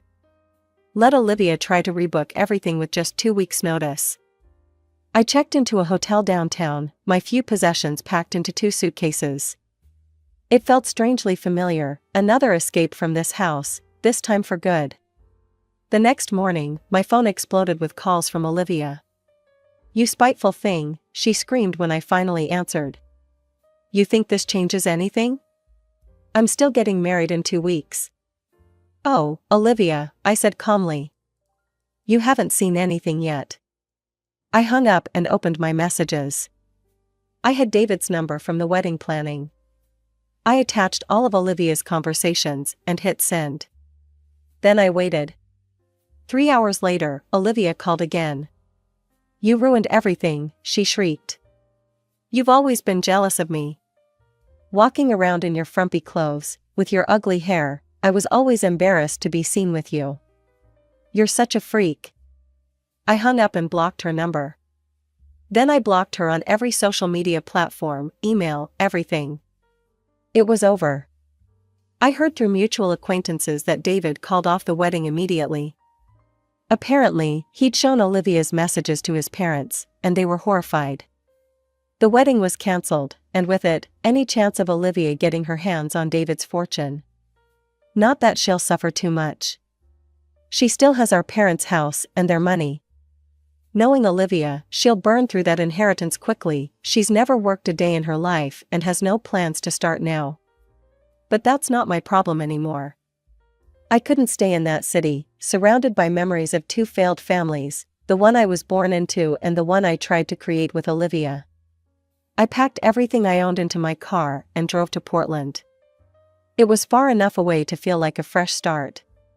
Within a month, I had a job at a digital marketing agency and a small but cozy apartment overlooking the city. I'm dating again, casually this time, not rushing into anything. For the first time in my life, I'm completely free, no controlling parents, no ungrateful sister, no obligations except to myself. My name is Mary, and I'm 22 years old. I live with my parents and my younger sister Sophia, who's 15. These days, Mom and Dad work at the local factory, putting in long hours just to make ends meet. But it wasn't always like this. When I was growing up, we were different people living a different life. My parents owned a successful business, and we had this beautiful 2-story house with a wraparound porch where I used to sit and dream about my future. I can still remember the smell of Mom's garden roses and the sound of Dad's laughter echoing through our spacious living room during family game nights. When I was 17, the business started failing, and then it was like watching dominoes fall. One bad month led to another, and suddenly we were drowning in debt. We lost the house first.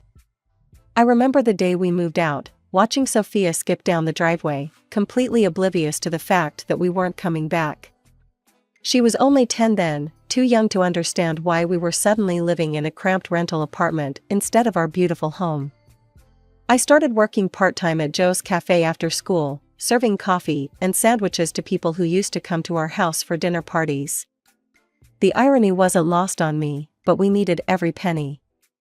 Mom and Dad both took jobs at the factory, but between the leftover business debts and daily expenses, it was barely enough. But while I was learning to live on instant noodles and thrift store clothes, Sophia was living in a different reality entirely. She'd come home from school with endless requests, new phones, designer clothes, expensive birthday parties, and somehow, Mom and Dad always gave in. "She's too young to understand," they'd say. "We don't want her to feel different from her friends." "But can we afford this?" I'd ask, watching them charge another expensive purchase to their already maxed out credit card. "Don't worry about it, Mary," Mom would say, smoothing Sophia's hair. "She just needs time to adjust." But how could Sophia adjust to something she didn't even know was happening? While I counted pennies and picked up extra shifts, she lived as if nothing had changed. Getting that college scholarship felt like winning the lottery. I still remember the day the acceptance letter arrived. Mom and Dad hugged me, and even Sophia looked impressed, though she quickly went back to playing with her new iPad.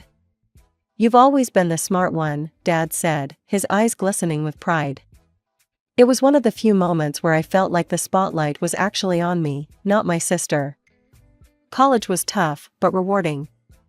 While my classmates complained about their student loans, I thanked my lucky stars for the scholarship that made my education possible. I studied business administration, hoping that maybe someday I could help my parents rebuild what they'd lost. The day I graduated, I already had a job lined up at Thompson and Associates, one of the bigger firms in our small town. The salary was decent, not amazing, but enough to make a real difference for my family. I decided to keep living at home, partly to save money, but mostly because I knew my parents needed help with those never-ending debts. However, not everything was simple. While I gave up shopping and eating out to help with family expenses, my sister's lifestyle only seemed to get more extravagant. One particularly frustrating evening, I came home exhausted after a long day at work. My stomach was growling. I'd skipped lunch to finish a project. Opening our refrigerator, I found nothing but condiments and a half-empty carton of milk. "Mom, what's for dinner?" I called out, already knowing I wouldn't like the answer. "Oh, honey, we're a bit short this week," she replied from the living room. "Maybe we could order pizza?" That's when Sophia bounced down the stairs, wearing what looked like a brand new designer jacket. The price tag was still attached, $300. $300 that could have bought groceries for 2 weeks. "Where did that jacket come from?" I asked, my voice tight with barely contained anger. "Oh, isn't it cute?" Sophia twirled around. "Melissa and Ashley all have one, and Mom said I could get it too." "Mom, are you serious?" I turned to face her. "We have no food in the house, but Sophia needs another jacket." "Mary, please," Mom sighed, using that patronizing tone I'd grown to hate. "Sophia has to keep up appearances at school. You know how teenagers are." "Yeah, Mary," Sophia chimed in, rolling her eyes. "You don't understand what it's like. All my friends have the newest everything.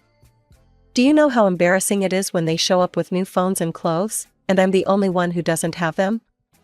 I wanted to scream. I wanted to tell her about real embarrassment, like having to wear the same outfit to work multiple times a week, because all my money went to paying off family debts. Instead, I just stood there, watching Sophia admire herself in the hallway mirror while my stomach growled. "We need to talk about priorities," I tried again, addressing my parents. "We can't keep living like this. Sophia needs to understand. Sophia needs to fit in with her friends." Dad cut me off, not even looking up from his newspaper. "You know how cruel kids can be at her school. All those rich girls with their fancy things." I gave up trying to argue. How could I compete with Sophia's tears and my parents' endless excuses? While I tracked every penny I spent, my sister's friends kept raising the bar with their expensive gadgets and designer clothes, and my parents kept trying to help her clear it, even if it meant going hungry. It started with $1,000. I kept the cash in my wallet, tucked behind my driver's license, my emergency fund that I'd been building up slowly, dollar by dollar. One morning, I opened my wallet to add another $50 from my latest paycheck, and it was gone. Just gone. My hand shook as I emptied my wallet onto my bed, checking every compartment twice, 3 times. But deep down, I already knew. I'd seen Sophia eyeing my wallet the day before when I'd left it on the kitchen counter while cooking dinner. "Sophia," I stormed into her room without knocking. "Did you take money from my wallet?" She looked up from her phone, her eyes wide with innocence. "What? No. How could you even think that? $1,000 is missing, and you're the only one who—" "I can't believe you." She burst into tears, real tears that streamed down her face and made her mascara run. "How dare you accuse me of stealing? I'm your sister." Her sobs brought Mom running. "What's going on here?" "Mary thinks I stole money from her," Sophia wailed, throwing herself into Mom's arms. "She hates me. She's always hated me, because you love me more." "Mary," Mom gave me that disappointed look I'd grown so familiar with. "How could you accuse your sister like that?" I stood there, watching Sophia's performance, and for a moment, I actually started to doubt myself. Maybe I had misplaced the money? Maybe I'd spent it and forgotten? Maybe someone at work had taken it? After that, I switched to using my card exclusively. No more cash, no more questions about missing money. Problem solved, or so I thought.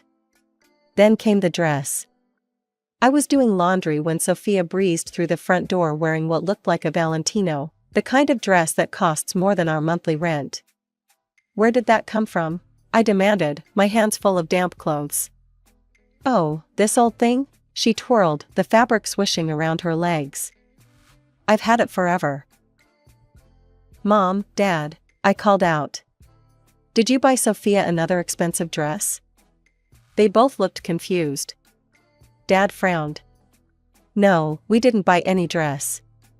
That's when the alarm bells really started ringing. Where was a 15-year-old getting designer clothes? The possibilities made my blood run cold. Was she shoplifting?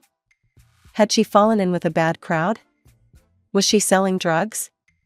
I sat at my desk that night, scenarios running through my head, each worse than the last. Then I remembered my card. With trembling fingers, I logged into my online banking and requested a detailed statement for the past month. The statement arrived in my email 2 days later. 3 transactions jumped out at me: $895 at Nordstrom, $750 at Saks Fifth Avenue, $1,200 at Neiman Marcus. Each purchase included itemized details: a size 4 cocktail dress, a medium blouse, size 6 shoes. Sophia's sizes. Sophia's favorite brands. Sophia's new clothes. My stomach lurched. $3,000. My sister hadn't just stolen from my wallet, she'd been using my card all along. The new dress wasn't from some shady source, it was bought with my own money, right under my nose.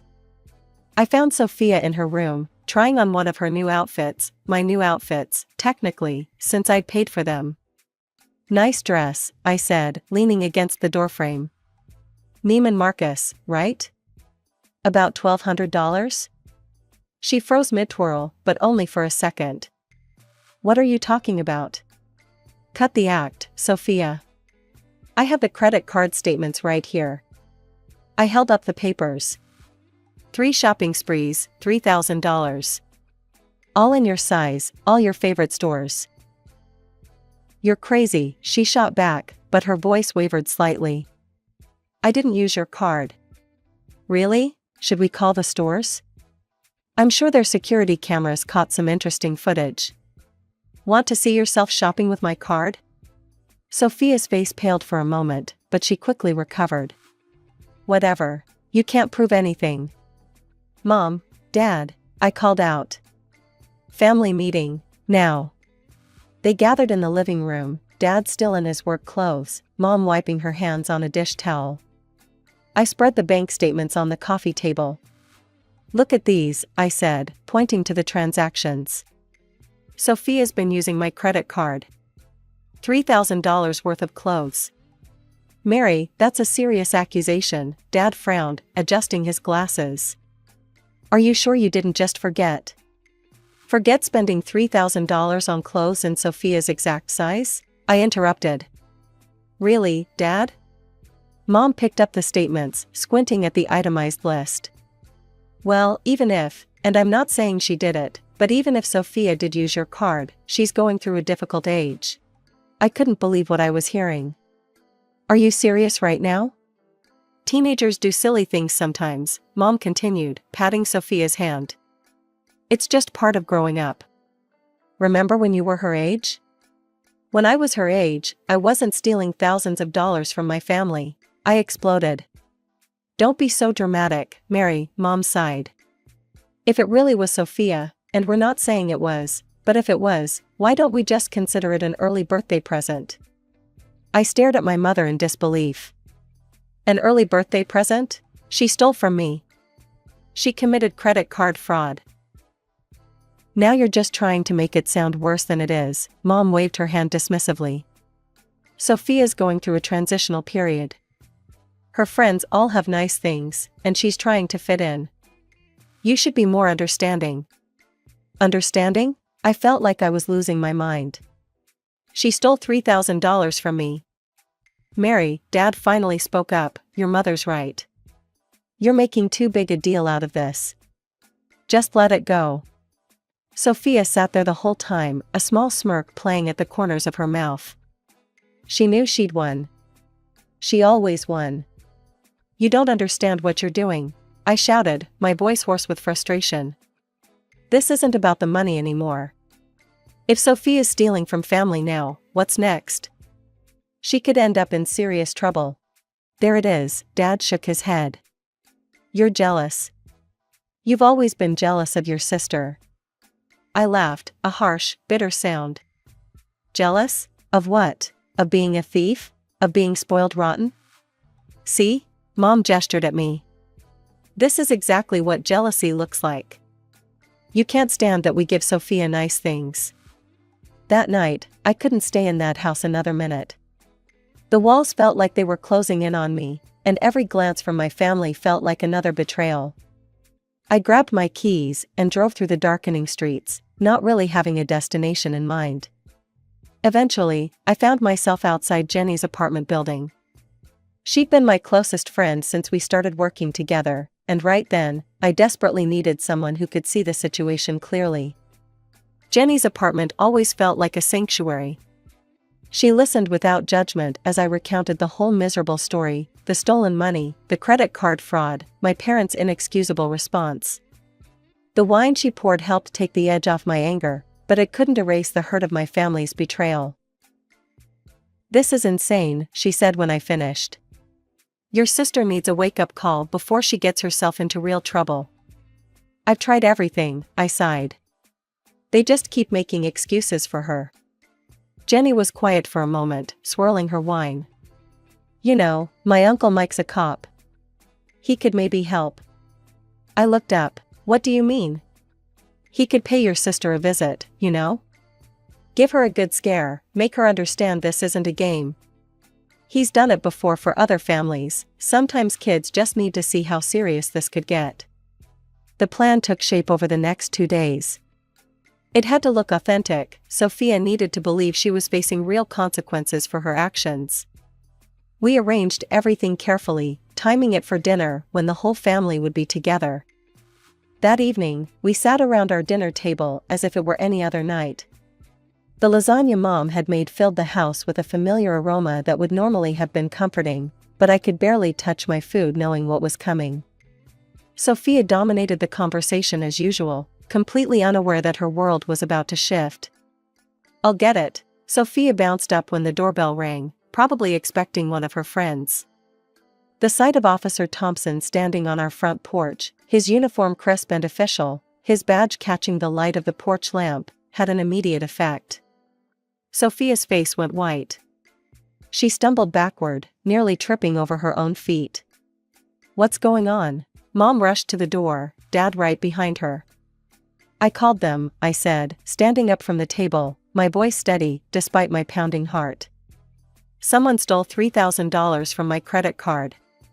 I want to find out who did it. Officer Thompson stood in our living room, his presence filling the space with an uncomfortable tension. Sophia had collapsed onto the couch, tears already streaming down her face. Our parents hovered nearby, looking confused and worried. Miss Sophia, Officer Thompson began, his voice stern but professional, we have substantial evidence of credit card fraud committed from this address. The transaction records, security footage from the stores, and witness statements all point to your involvement. Sophia's sobs grew louder, but he continued undeterred. I've seen cases like this before. Good kids, from good families, who thought they could get away with just a little theft. Do you know where most of them ended up? He paused, letting the question hang in the air. Sophia shook her head slightly, mascara running down her cheeks. I remember this one girl, about your age. Started with stealing from her family, just like you. Thought it wasn't a big deal. Last month, I had to arrest her for grand larceny. She's facing real jail time now. He leaned forward slightly. Is that what you want for yourself, Sophia? Mom tried to interrupt, but Officer Thompson held up his hand. "Ma'am, your daughter needs to understand the severity of her actions.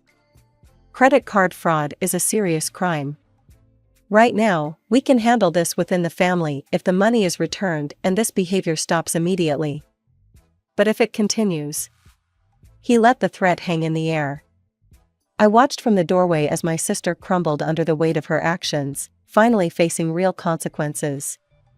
When Officer Thompson left, I expected my parents to finally see the situation clearly. Maybe now they'd understand why I'd been so worried about Sophia's behavior. I couldn't have been more wrong. The moment the door closed behind him, Mom whirled on me with a fury I'd never seen before. "How dare you?" she screamed, her face contorted with rage. "How the hell dare you bring the police into this house?" I stepped back, shocked by her language. "Mom never swore." "She's 15 years old," she continued, her voice rising hysterically. "She's a child, and you set the police on her? What kind of monster are you?" "I was trying to help her," I protested. "She needs to understand." "You weren't trying to help anyone," Mom cut me off. "You're just jealous. You've always been jealous of Sophia. You're nothing but a selfish, ungrateful piece of trash." Dad, who had been silent until now, stepped forward. His voice was quiet but ice cold. "Get out. Get out of this house. You're no daughter of mine. No daughter of mine would do this to her sister." I looked between them, my mother's face twisted with rage, my father's cold dismissal, Sophia's triumphant smirk barely hidden behind her tears, and suddenly felt very calm. The next morning, I packed my life into boxes and suitcases. It's amazing how 17 years of memories can fit into such a small space. Each item I packed reminded me of something: my high school graduation photo, the mug I used every morning for coffee, the blanket Mom had given me for Christmas years ago. I left that blanket behind. Sophia watched from her doorway as I carried boxes to my car. She didn't offer to help, and I didn't ask. Mom and Dad had already left for work, neither of them saying goodbye. The silence in the house was deafening. Finding an apartment wasn't difficult. My job at Thompson and Associates paid well enough that I could afford a small one-bedroom place across town. It wasn't much, but it was mine. No stolen credit cards, no family drama, no constant guilt trips. Just quiet. I spent that first month creating a new normal. Bought some second-hand furniture, figured out which grocery store had the best prices, learned which neighbors would smile back when I said good morning. It wasn't perfect, but it was peaceful. Then one ordinary Tuesday evening, my phone lit up with Mom's number. "Mary?" Her voice was softer than the last time we'd spoken. "Your father and I have been talking. We forgive you for what happened." I almost laughed at the absurdity of it. "They forgave me?" "We want you to come home," she continued. "And, well, we need your help with the loan payment this month. Things have been tight since you left." The familiar weight of guilt and obligation tried to settle on my shoulders, but this time I shrugged it off. "No," I said simply. "You don't get to humiliate me, kick me out, call me trash, and then ask for my money. I'm done. Mary, please." I hung up and blocked her number. Then I blocked Dad's number, and Sophia's. It felt both terrible and liberating. The emails started next. Urgent messages about overdue payments and financial struggles. I blocked those too. Then came the social media messages, from old family friends, distant relatives, anyone they could recruit to their cause. Each one talking about family obligation and forgiveness. Each one asking for money. I blocked them all. They showed up at my office building on a Wednesday morning. I watched from my third-floor window as they stood in the lobby, arguing with security. I'd already warned the guards about them, asked them not to let my family up. Dad looked older than I remembered, his shoulders hunched under the weight of their financial troubles. Mom was crying, making a scene. Classic Mom. I turned away from the window and went back to my desk. There were contracts to review, meetings to attend, a life to live.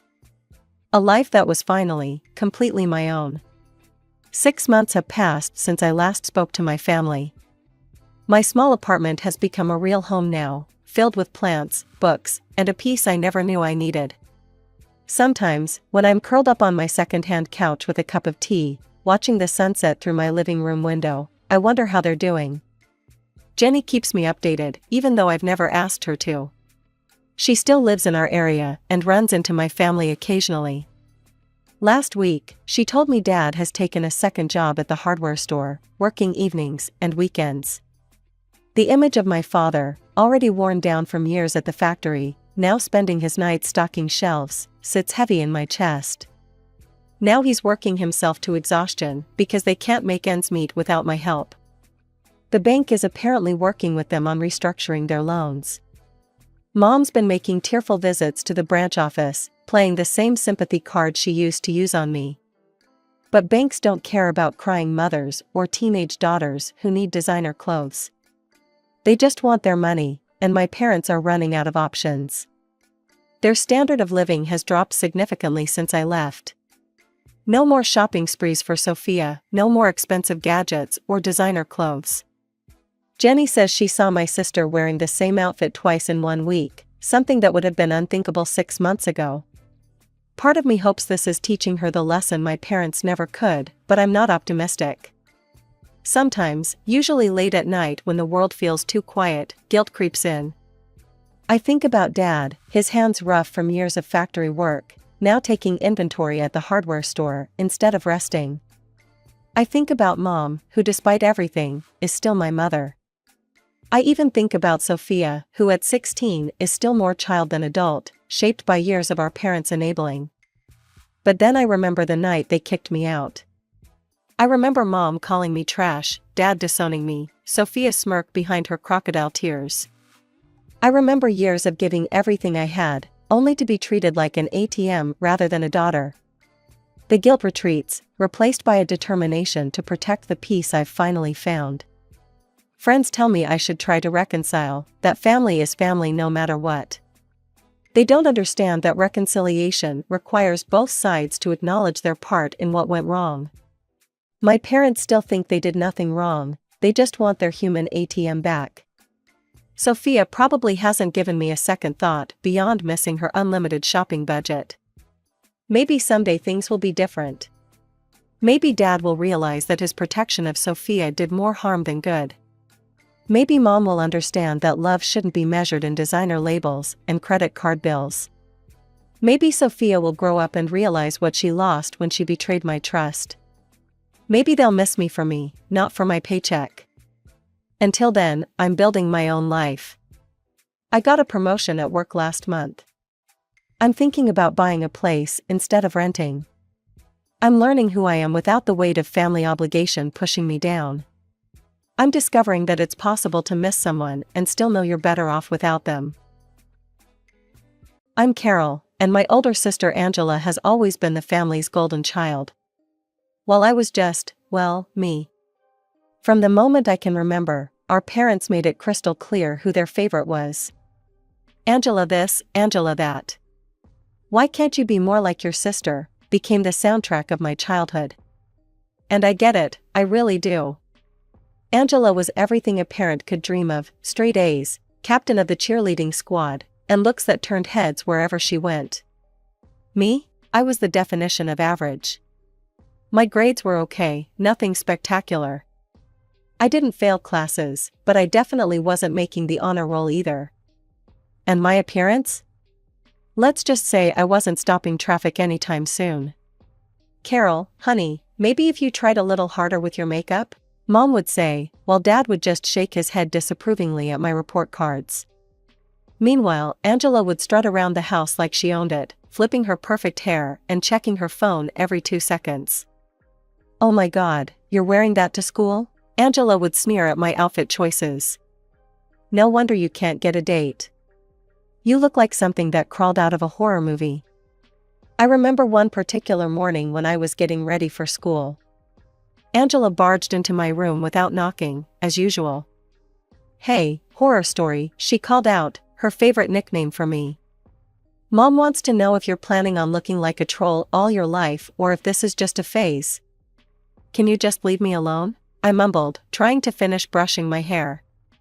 She leaned against my doorframe, examining her perfectly manicured nails. I'm just trying to help you, little sis. It must be so sad being you. No boyfriend, no real friends. Don't you ever get tired of being such a hermit? The worst part wasn't even her words, it was how our parents would laugh along when she made these comments. Oh, Angela's just teasing, they'd say. Sisters do that. But I knew better. I saw the gleam in her eyes when she'd put me down, the satisfaction she got from making me feel small. It wasn't just teasing, it was her way of feeling superior. The halls of our high school were Angela's kingdom. Everyone knew her, everyone wanted to be her or be with her. Teachers loved her, guys drooled over her, and girls tried to copy everything from her walk to the way she wore her backpack. And there I was, her shadow of a sister, barely noticed by anyone. They didn't even bother to learn my name most of the time.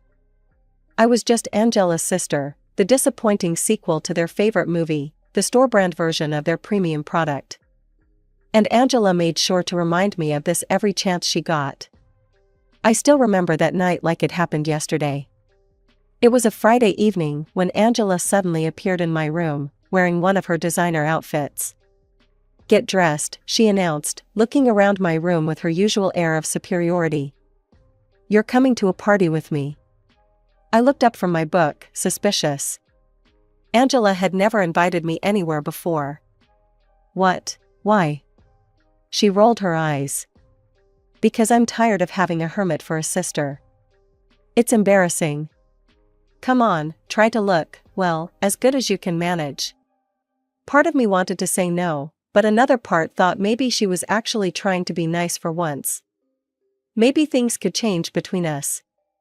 God, I was so stupid. While I was getting ready, I actually felt a tiny bit excited. Maybe this was my chance to finally fit in, to show everyone I wasn't just Angela's weird sister.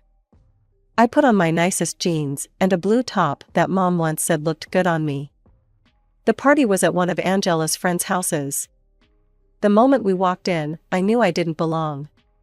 Everyone there was from Angela's crowd, the popular kids, the ones who barely knew I existed. Music was blasting, and people were clustered in groups, laughing and drinking from red cups.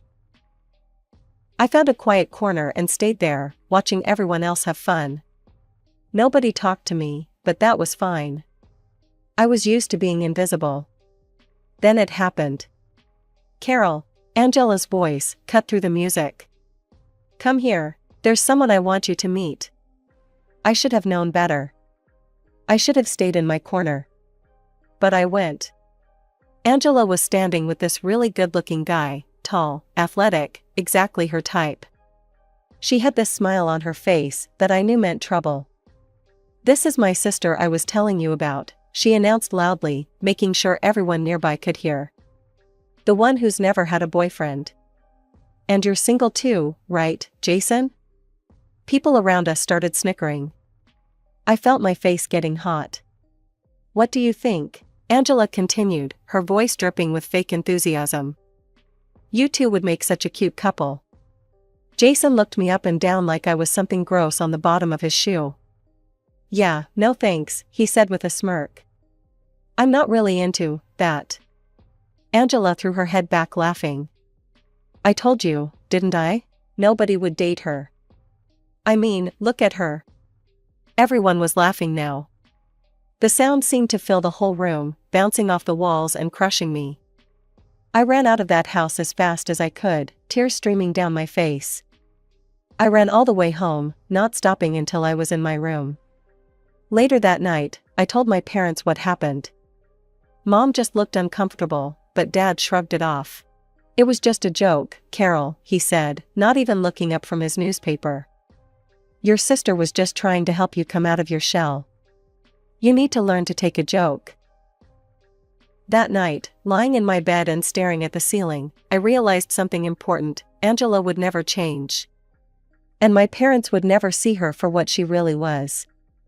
Watching Angela date was like watching someone shop for designer handbags. She'd pick up the most expensive one, show it off for a while, then trade it in the moment something better came along. "Did you hear? Mike's the new rugby captain," I overheard one of her friends say during lunch one day.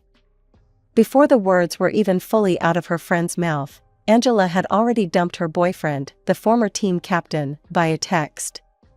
By the end of the day, she was hanging off Mike's arm in the hallway. "It's all about status, little sister," she told me one day while applying her lipstick. "You wouldn't understand since you've never had a boyfriend, but guys are like accessories.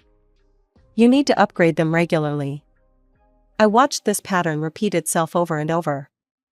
When Brad Watson's parents bought him a Mercedes for his 16th birthday, Angela was suddenly very interested in his taste in music. But when Tyler Mitchell showed up in a brand new Porsche 2 months later, Brad became old news. "Oh my God, you should have seen Brad's face," Angela laughed while telling her friends about the breakup. "He actually thought I liked him for his personality." She'd parade her new boyfriends around the house like trophies. "I'm doing them a favor, really," she'd say, lounging on our couch while texting her latest conquest. "Do you know how many girls would kill to date these guys? They should be grateful I even look their way." Then came James. He was different from the others, older, from a wealthy family, and already in college. Angela met him at some charity event our parents dragged her to, and suddenly, she was talking about long-term plans. Our parents were thrilled. James's parents were exactly the kind of people they wanted to associate with. Both families got together for dinner regularly, making plans, and talking about the future like it was all settled. "They're just perfect together," Mom would gush to anyone who would listen. "Angela and James are meant to be." But even with her perfect relationship, Angela couldn't resist taking shots at me. "Hey, horror story," she called out one evening as I passed her room. "Is it true what I heard? That Tommy from your chemistry class moved his seat because he couldn't stand looking at you?" I tried to ignore her, but she followed me into the hallway. "You know what's really sad," she continued, her voice dripping with mock sympathy. "You're 16 and you've never even been kissed. I had my first kiss in 7th grade. But then again, I don't look like something that crawled out of a drain." Her laughter followed me all the way to my room. I slammed the door, but I could still hear her talking on the phone to one of her friends. "Can you believe it? 16 and never been kissed. God, it must be so depressing being her. I mean, at least if she had a personality, but she's just nothing." Life got a bit quieter after Angela went off to college. She got into Preston University, one of those fancy schools where everybody's somebody important. Of course, our parents couldn't stop bragging about it to anyone who would listen. I was still trudging through high school, but at least I didn't have to see her perfect face every day anymore. She only came home on weekends and holidays, which was more than enough for me. But something was different about college Angela. Every time she came home, she had new stuff, expensive stuff. One weekend it was the latest iPhone, the next it was a designer handbag that probably cost more than my entire wardrobe. "Where are you getting all this?" I asked one Saturday morning, watching her unpack yet another shopping bag full of clothes that still had their tags on. She just rolled her eyes at me. "Mind your own business, horror story. Just because your life is boring doesn't mean you get to nose around in mine." The weird thing was, James, her supposedly perfect boyfriend, didn't seem to be buying her all this stuff. He was rich, sure, but whenever he visited, he brought normal gifts, like flowers or chocolates. Then one day, I was walking past her room when I heard her phone going crazy with notifications. Buzz, buzz, buzz, one after another. She'd left it on her dresser while she was in the shower. I know I shouldn't have looked. But after years of her tormenting me, I guess I felt like I deserved to know her secrets.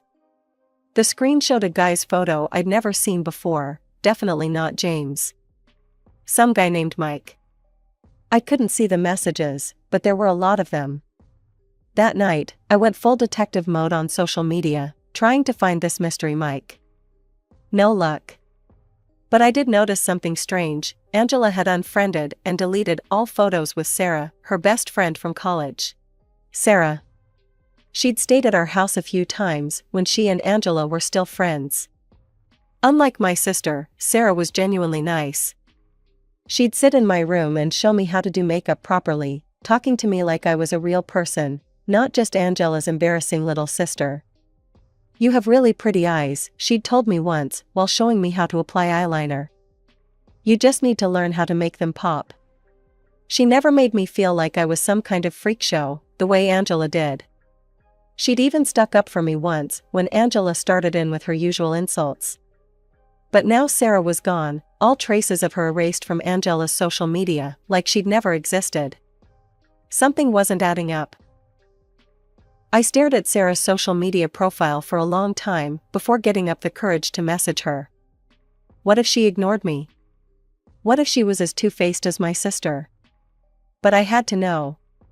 "Hey Sarah, it's Carol, Angela's sister," I typed. "I noticed you and Angela aren't friends anymore. Did something happen?" The response came faster than I expected. The moment those 3 dots appeared, showing she was typing, my heart started racing. "Carol, I was actually thinking about messaging you," she wrote. "I guess you deserve to know the truth about your perfect sister." What followed was like watching a house of cards collapse. Sarah's next message made my jaw drop. "Angela stole my boyfriend, Mike. We'd been together for 3 years. She didn't even look his way until she found out about his family's money. Then suddenly, she was everywhere, at his fraternity events, his football games, even showing up at his family's restaurant by coincidence." I felt sick to my stomach as I read on. She'd come to his family events pretending to be my friend, then she'd pull him aside to talk about investment opportunities or ask for advice about expensive things she wanted to buy. Before I knew it, they were secretly dating. He was buying her all those designer clothes and gadgets she's been flaunting. "But what about James?" I typed back, my hands shaking. "She's still with him, right?" "Exactly," Sarah replied. "She's playing both of them.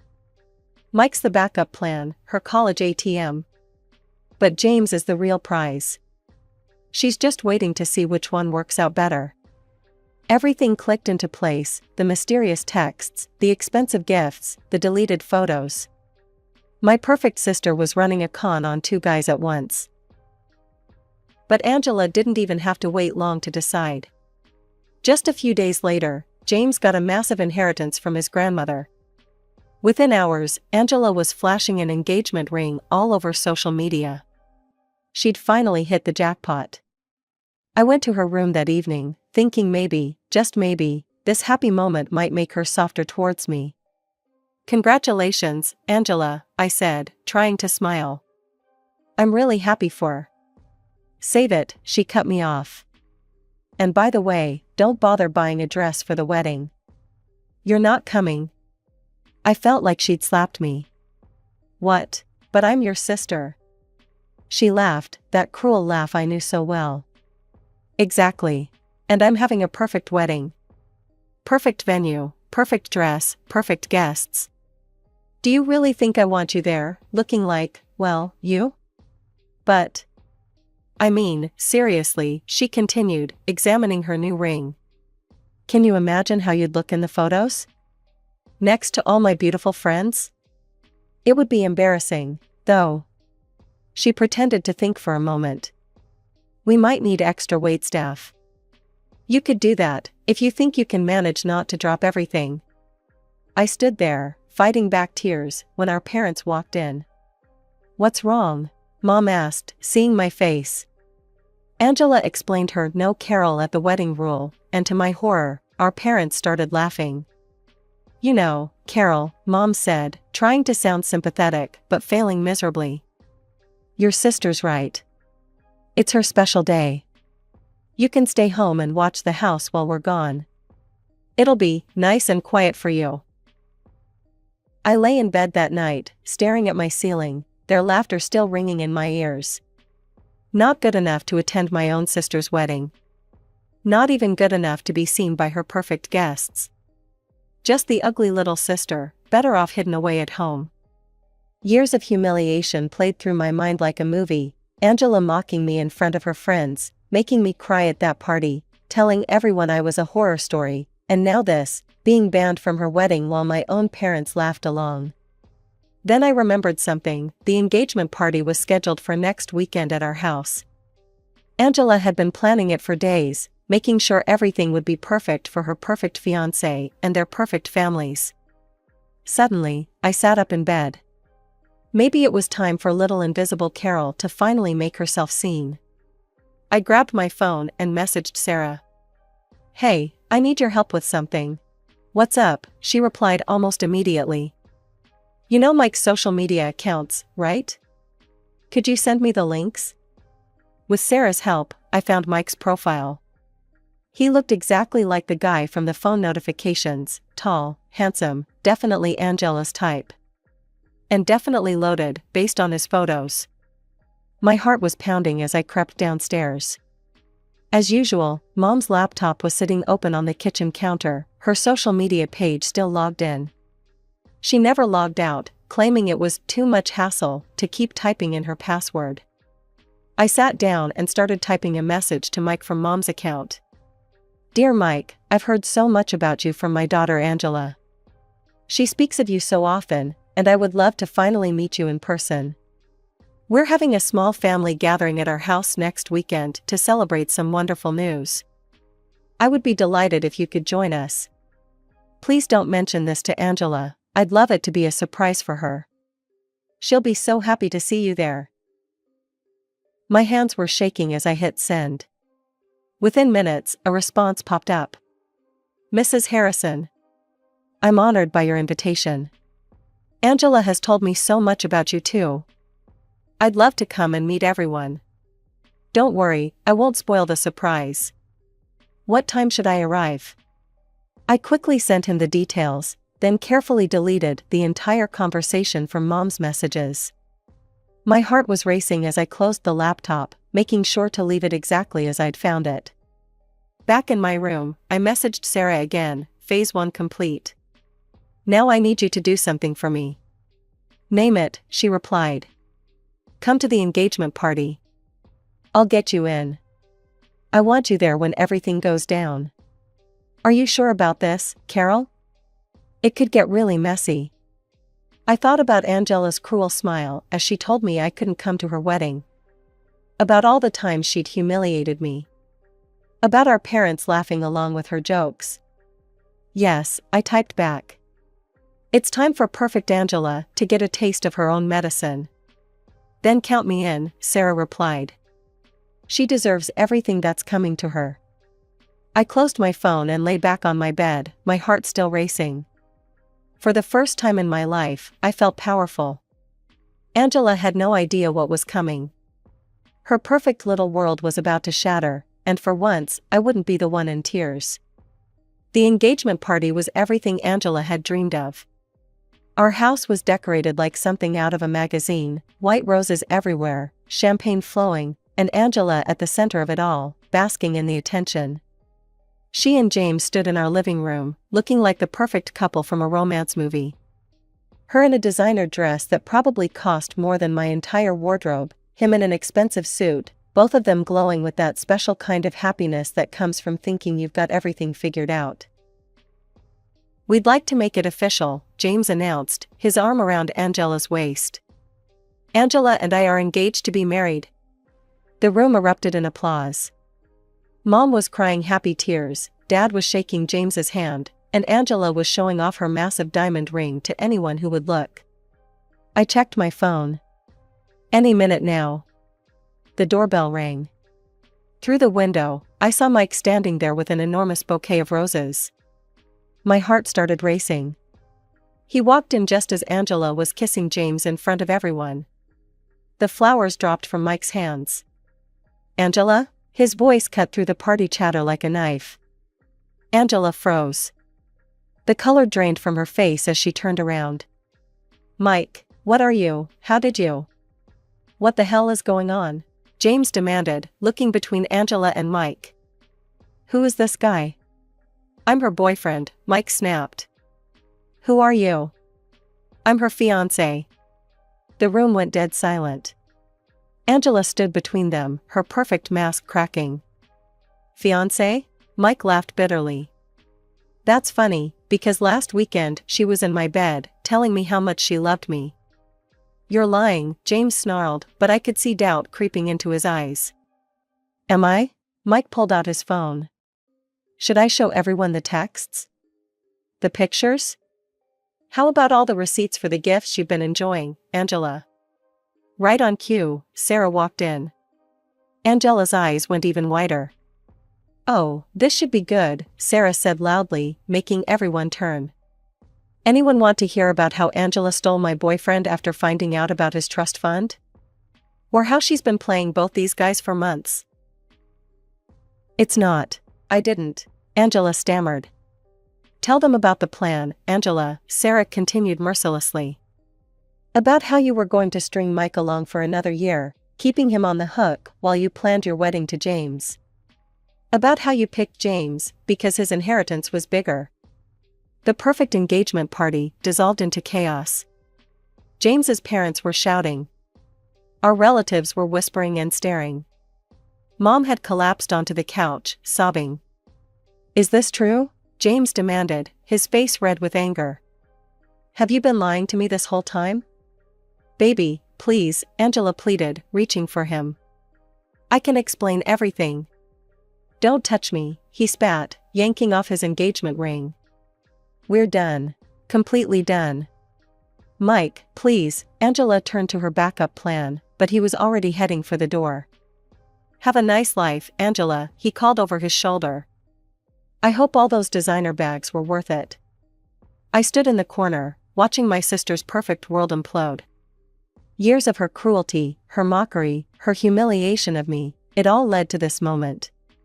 Angela stood in the middle of the room, mascara running down her face, as both her carefully manipulated relationships crashed and burned. The house felt different after the engagement party disaster. Angela spent 3 days locked in her room, only coming out when everyone else was asleep. I could hear her crying through the walls, but for once, I felt no sympathy. On the 4th day, she started packing. Nobody tried to stop her when she loaded her expensive clothes and designer bags into her car. Mom stood at the window crying, Dad stayed in his study, pretending nothing was happening, and I sat on the stairs, watching the golden child's exit. Then she transferred to Berkeley and was gone, off to California to finish her senior year where nobody knew perfect Angela Harrison and her spectacular fall from grace. Everyone had their own theory about what happened at the party. Most people thought Sarah had orchestrated the whole thing, revenge for Angela stealing her boyfriend.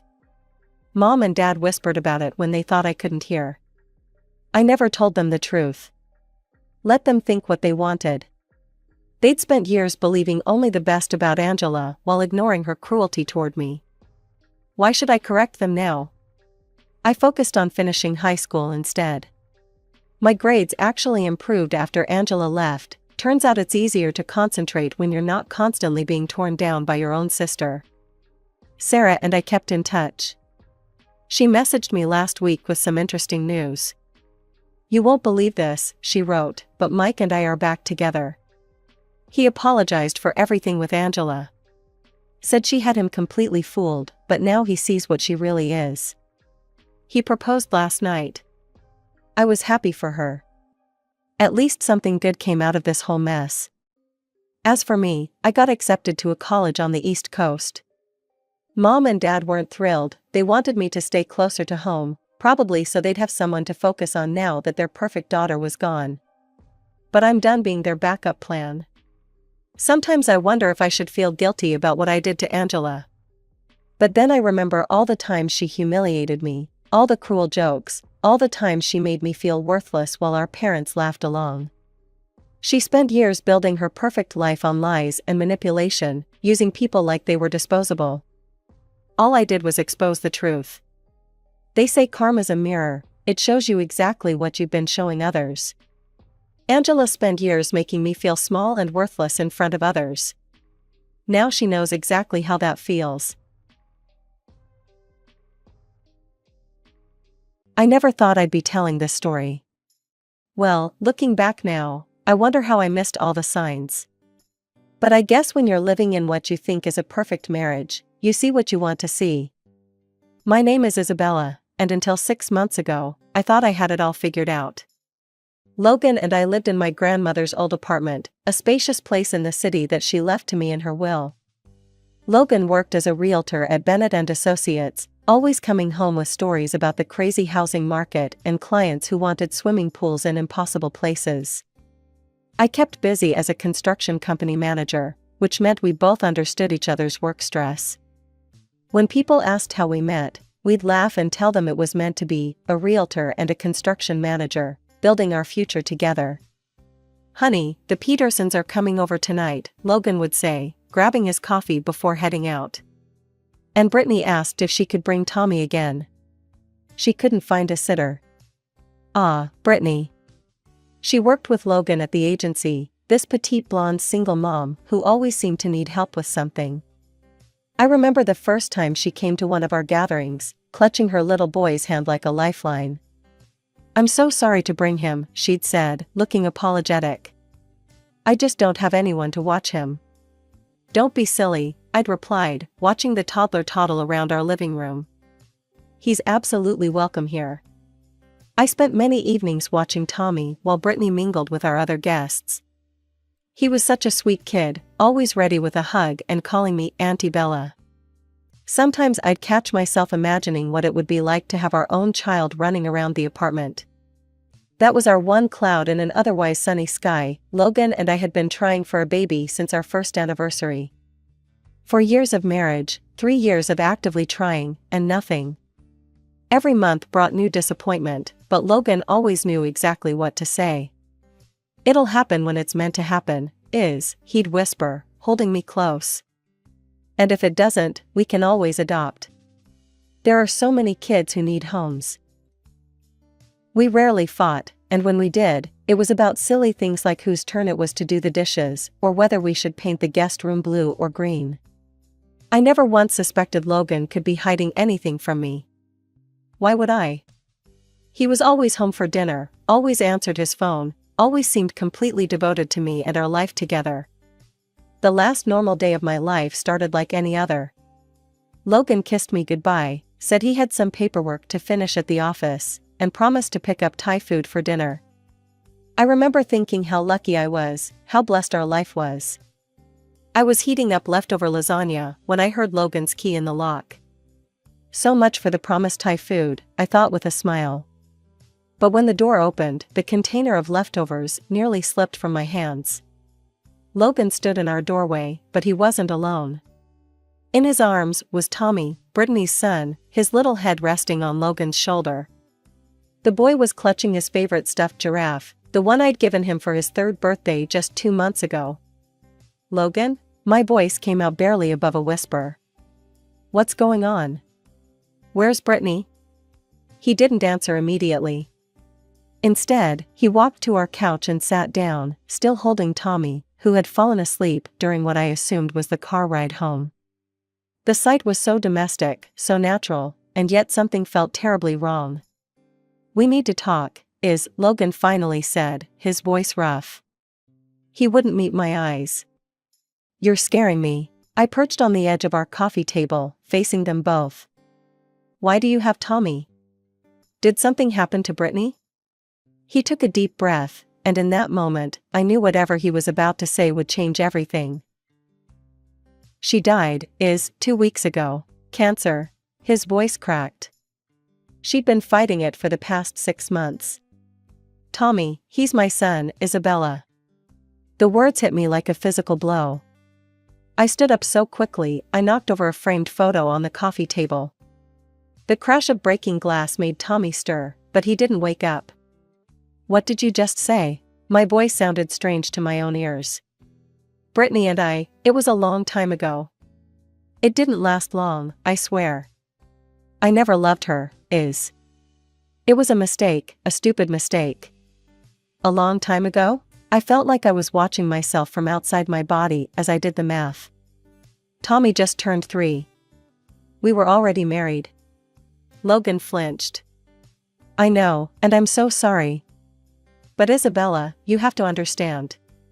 "Understand what?" I cut him off. "That you cheated on me? That you've been lying to me for years?" That I'd been babysitting your secret child at our dinner parties? Please keep your voice down, he pleaded, glancing at Tommy. Look, I know this is a shock. But there's more we need to discuss. Tommy's grandparents, they're not in a position to raise him. I'm his father. I need to step up. What exactly are you saying? I've decided to take full custody of Tommy. His grandparents agreed. And I want us, you and me, to raise him together. I stared at my husband of 4 years. Brittany, single mom. She'd never been a single mom at all. She'd been my husband's mistress, raising his child right under my nose, letting me babysit him, accepting my birthday gifts, sitting at my dinner table. No. The word came out quietly at first, then gained strength as I repeated it. No, Logan. Absolutely not. He shifted Tommy to his other shoulder, his face hardening. What do you mean, no? I mean, I'm not doing this. I'm not raising this child. I can't believe you'd even ask me to. Can't believe I'd ask you? Logan's voice took on an edge I'd never heard before. Isabella, you've been taking care of him since he was a baby. You love him, I've seen it. I loved a lie. I was struggling to keep my voice down. I took care of him because I thought he was your coworker's son. Because I felt sorry for what I thought was a single mother. Every moment, every interaction was based on a lie you told me. Tommy stirred in Logan's arms, and he stood up, starting to pace. Look, I know you're upset about how you found out. But think about this rationally. We've been trying to have a baby for years with no success. The casual cruelty of his words felt like a slap. Excuse me? Let's be honest, we don't even know if you can have children. He continued pacing, his voice taking on a persuasive tone that made my skin crawl.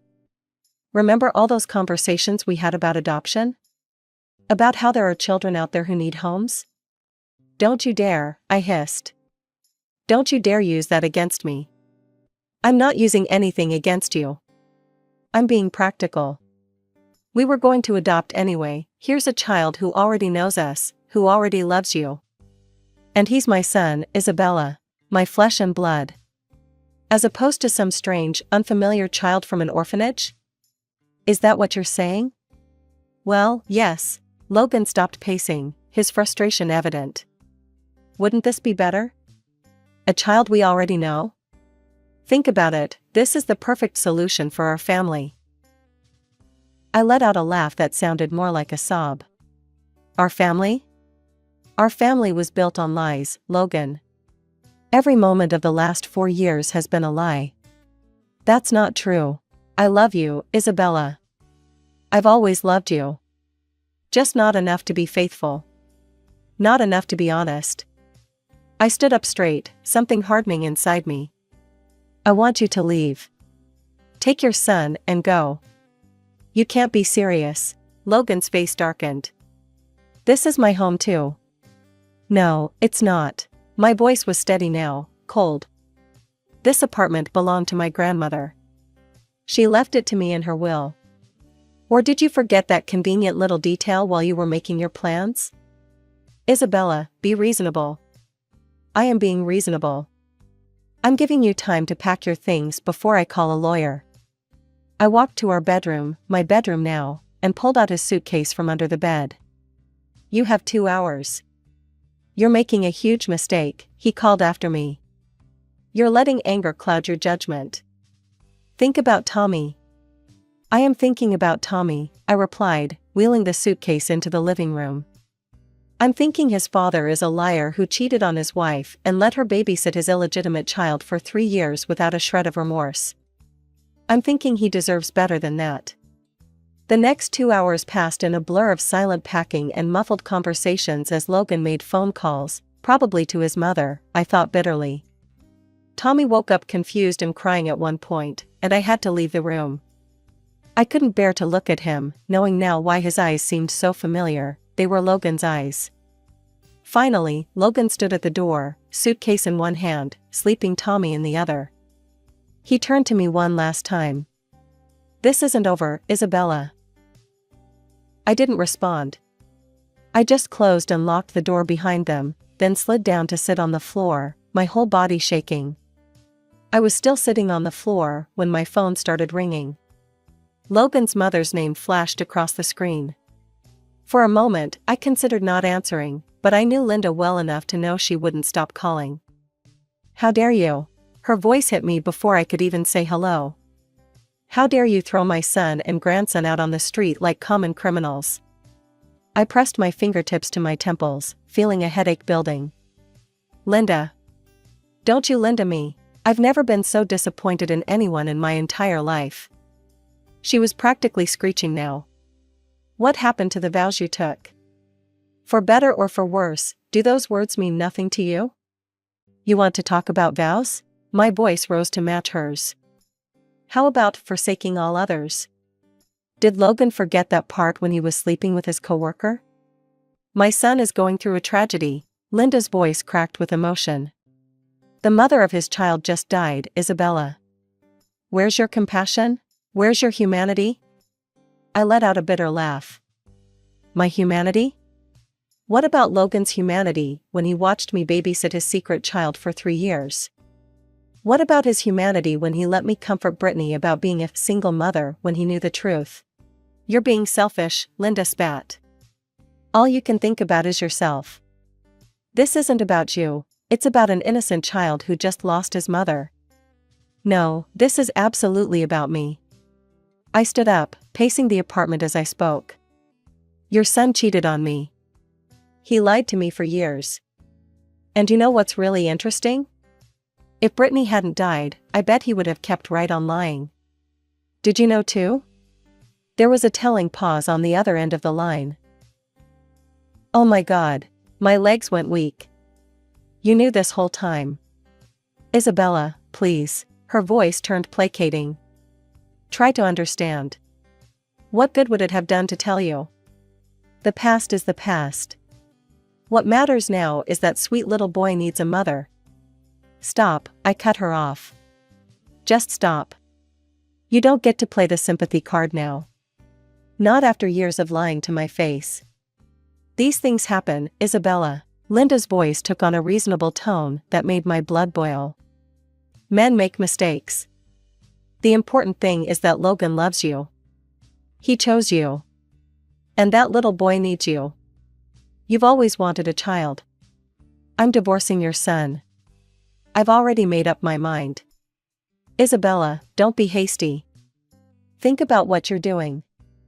Think about Tommy." "Goodbye, Linda." I hung up the phone and blocked her number in one swift motion.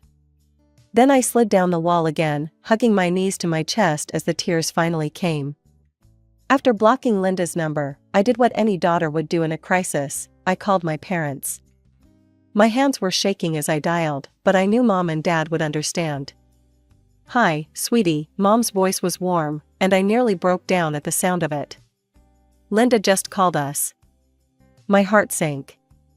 "Mom, let me explain." "Isabella, darling, you're overreacting."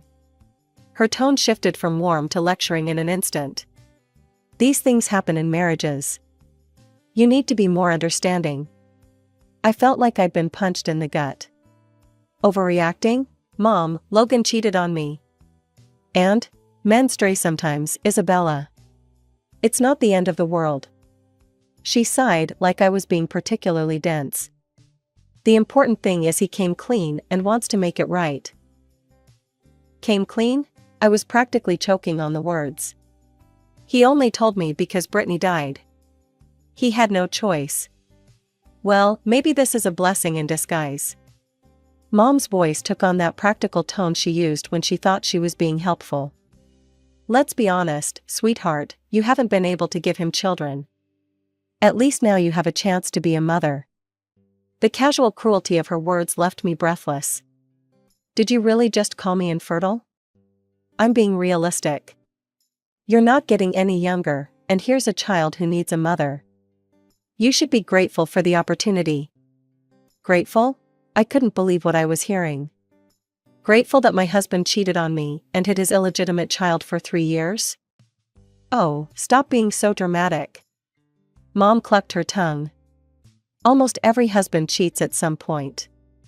You don't throw away a marriage over it. Think about that poor little boy, he just lost his mother.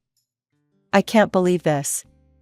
I ran a hand through my hair, tugging at the roots in frustration. My own mother is telling me to just accept that my husband cheated on me? I'm telling you to be practical. If you divorce Logan over this, I'll take this apartment away from you. Let Logan and the baby have their. That apartment was left to me by Grandma. I cut her off, my voice ice cold. You have no say in what happens to it. Isabella Marie Thompson, don't you dare take that tone with me. I am your mother. And this is my life, my marriage, my home. I took a deep breath. And my decision. I'm divorcing Logan. If you do this, don't expect any support from us, Mom snapped. Your father and all our relatives are on Logan's side. We raised you better than to abandon a child in need. No, you raised me to have self-respect. Or at least I thought you did. I felt eerily calm now. Goodbye, Mom. I ended the call and immediately blocked her number too. Then I went through my contacts and blocked my father, my sister, my aunts and uncles, anyone who might try to pressure me into changing my mind. 3 days later, I made the mistake of checking Facebook. Logan's post was the first thing I saw. Never thought I'd be writing this, but my wife of 4 years just threw me and my 3-year-old son out onto the street. My boy just lost his mother to cancer, and now we're basically homeless because my wife refuses to show any compassion. We're currently staying in a hotel, trying to figure out our next move. I guess you never really know someone until tragedy strikes. The comments were exactly what you'd expect. How could she be so heartless? That poor little boy. What kind of woman throws out a child who just lost his mother? I slammed my laptop shut, but not before seeing that he'd tagged mutual friends and family members. My phone started buzzing with text messages almost immediately. The notifications kept coming, splitting pretty evenly between support and condemnation. I ignored them all, too busy remembering something I'd almost forgotten. The prenup. Logan and I had signed it 4 years ago, laughing the whole time.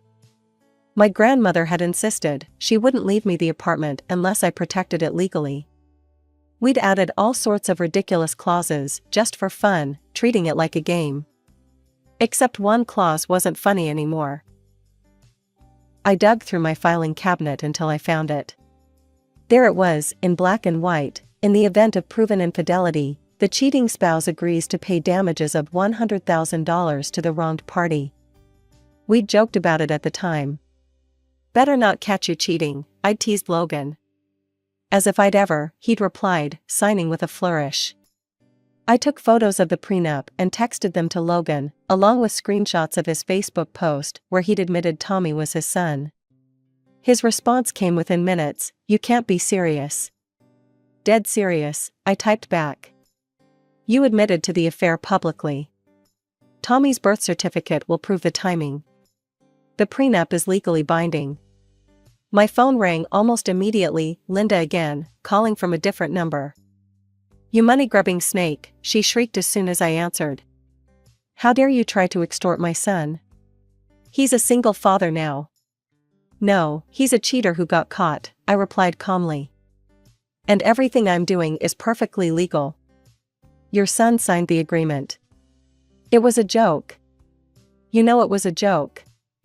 "The notary who witnessed it didn't think it was a joke. Neither did the lawyer who drew it up." I examined my nails, feeling strangely detached. Maybe Logan should have thought about consequences before he cheated. "You heartless, mercenary bitch," Linda spat. "Is this what it's all about? Money?" "No, Linda. It's about justice. But the money's a nice bonus." I hung up and blocked her new number, then called my lawyer. A week into the separation, I couldn't shake the feeling that I was missing something. Everyone kept talking about poor Logan, struggling to raise Tommy alone, but something didn't add up. I needed to hear from the one group of people who might actually know the truth, Brittany's parents. I called my friend who'd worked with Brittany at a previous job. And an hour later, I had the number for Mr. and Mrs. Anderson. My hand trembled as I dialed, unsure what reception to expect. After all, I was the wife of the man their daughter had an affair with. "Hello, Mrs. Anderson? This is Isabella Thompson, Logan's wife." There was a pause, and I braced myself for anger or hostility. Instead, I heard a gentle sigh. "Isabella, yes, we've been hoping you might call." Mrs. Anderson's voice was surprisingly warm. "I'm so sorry you had to find out about everything this way. I just need to understand some things," I admitted. "About Tommy's future." "Ah," Mrs. Anderson said softly. "You're wondering about the arrangements." "We would have taken Tommy ourselves," Mr. Anderson added, "but Brittany was very specific in her will. She left everything, her savings, her house, her life insurance, to Tommy, with Logan as his guardian. She wanted to make sure they'd be taken care of." I felt like I'd been doused with cold water. "Everything?" "Yes, dear. The house alone is worth close to $500,000. Plus her savings and the insurance payout. Logan and Tommy will be very comfortable." The pieces clicked into place with sickening clarity. Logan had been playing the penniless single father while sitting on a small fortune.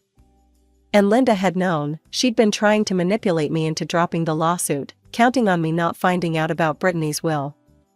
"Mrs. Anderson," I said slowly, "thank you. You've helped me more than you know." "Isabella," she called just before I hung up. "For what it's worth. Brittany regretted what she did to you. At the end, she talked about coming clean, making things right. But Logan, he always insisted on keeping it quiet." "Of course he did. Why admit to one lie when you could just keep piling on more?" I ended the call and sat in my quiet apartment, feeling more certain than ever about my decision to divorce Logan. He hadn't changed at all. He was still the same calculating liar he'd always been, using Tommy to manipulate everyone's sympathies while hiding Brittany's inheritance. Well, let him keep his secrets and his money. I just wanted out. The court date arrived on a crisp autumn morning. I sat with my lawyer on one side of the courtroom, while Logan and his attorney took the other. He'd shaved and worn his best suit, clearly going for the sympathetic single father image. "Your Honor," Logan's lawyer began, "my client is a recently widowed father, struggling to provide for his 3-year-old son. This vindictive lawsuit from his estranged wife threatens to destroy what little stability he's managed to create." I watched Logan hang his head, playing his part perfectly. But this time, we were ready. "If I may, Your Honor," my lawyer interrupted, standing with a stack of documents. "We have evidence that Mr. Thompson's claims of financial hardship are significantly misrepresented." The next hour was like watching a house of cards collapse. My lawyer methodically presented the documentation from Brittany's parents, the will, the property deed, the life insurance policy, all of it. With each revelation, Logan's face grew paler. "So, Mr. Thompson," the judge peered over her glasses, "you inherited a house worth $480,000, savings of $175,000, and a life insurance payout of $250,000, yet you've been claiming financial hardship?" Logan squirmed in his seat. "Your Honor, those funds are for my son's future." "Your son's future seems well provided for," the judge cut him off. "What concerns me is the pattern of deception evident in this case."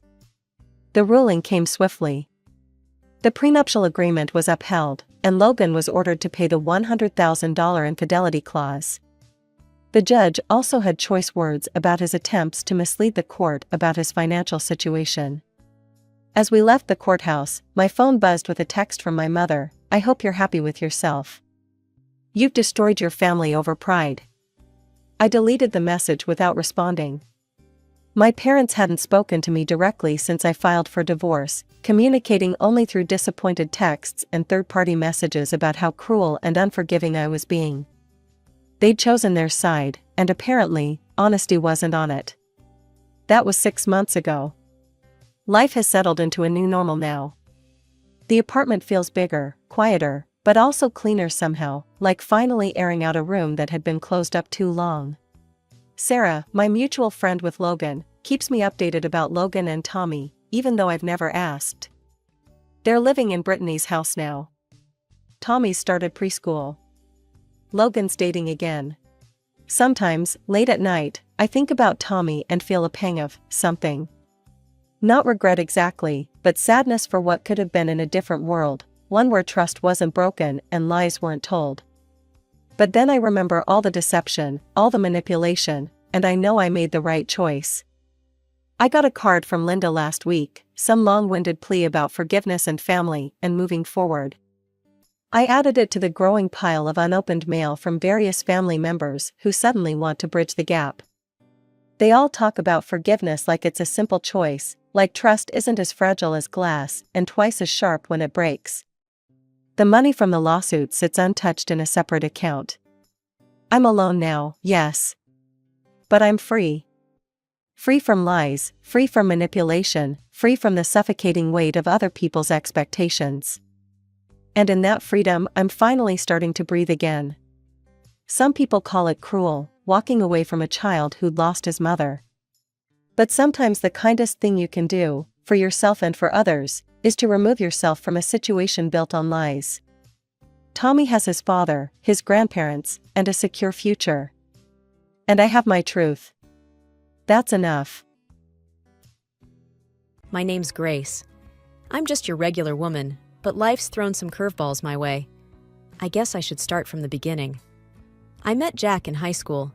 He was the quiet guy in class, always keeping to himself. I was the one who made the first move. "Hey Jack, got a minute?" I remember asking him one day after class. That's how it all started. We were the typical high school sweethearts. Prom night, first kiss under the stars, all that stuff. His folks, Mr. and Mrs. Dawson, they loved me from day one. "Grace, you're just the kind of girl we hoped Jack would find," Mrs. Dawson used to say. I felt like part of their family. The only person who didn't seem too thrilled was my younger sister Lily. She's 4 years younger than me, but we never really got along. I remember catching her staring at Jack with this, I don't know, this longing look in her eyes. But I shrugged it off. Sisters, right? Jack and I got married when we were both 23. I had just finished college and started working as an economist. Jack took a job as a security guard. It wasn't much, but we were happy, or so I thought. A year into our marriage, our twins, Alex and Ben, were born. Jack was over the moon at first. "We're a real family now, Grace," he said, holding them at the hospital. But that joy didn't last. He started coming home late, sometimes not at all. "Where have you been?" I'd ask, trying to keep my voice steady. "Out," he'd snap back, avoiding my gaze. It was like living with a stranger. Then came the fight that changed everything. Money was tight, and the twins wouldn't stop crying. "Can't you make them stop?" Jack yelled one night. "I'm doing my best, Jack. They're your kids, too," I fired back. He stormed out of the house that night. The next morning, Jack and all his stuff were gone, vanished. I called him over and over, no answer. In a panic, I called my parents. "Have you heard from Jack?" I asked, voice trembling. There was a pause on the line. "Grace, honey, Lily's gone too," my dad finally said. My heart sank. It couldn't be. But deep down, I knew. Betrayed by my husband and my sister. I leaned on my parents and Jack's folks during that time. They were all I had left. "We're here for you, Grace," Mr. Dawson assured me, his voice heavy with disappointment. I filed for divorce. No sign of Jack or Lily. I was alone, with 2 boys to raise and a broken heart. But I was determined to keep going, for my boys.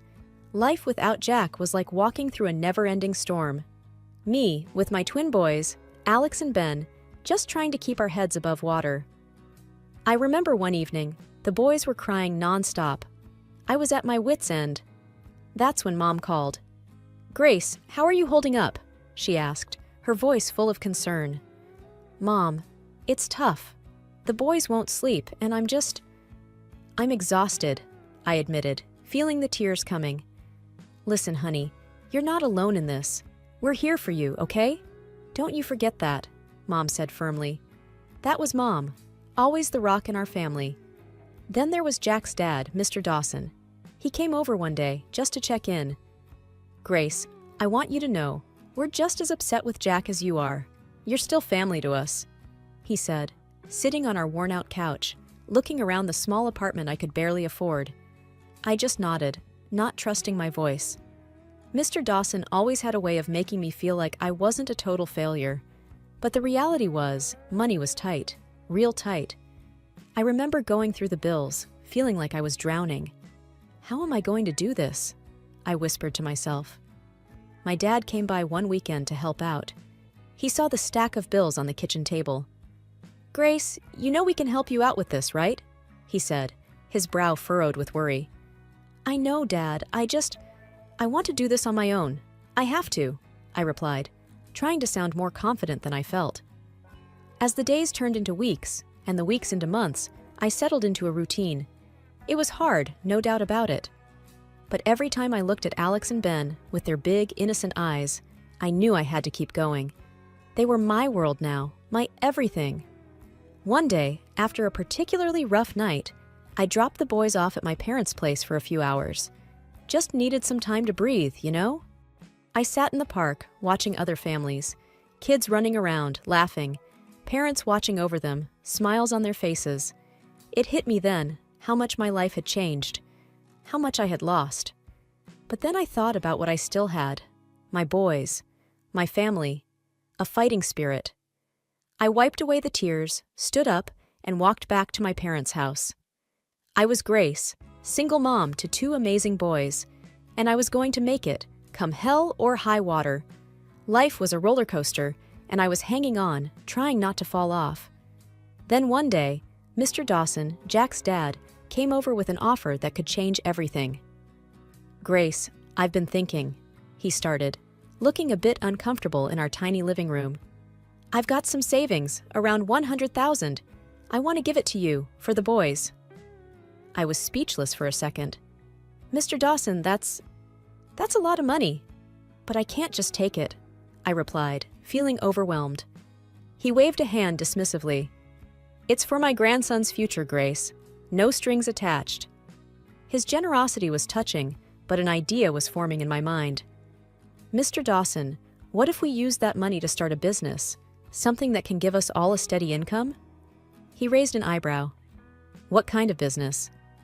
"A pastry shop," I said, the idea growing in my mind. "Your wife, Anne, she's an amazing baker.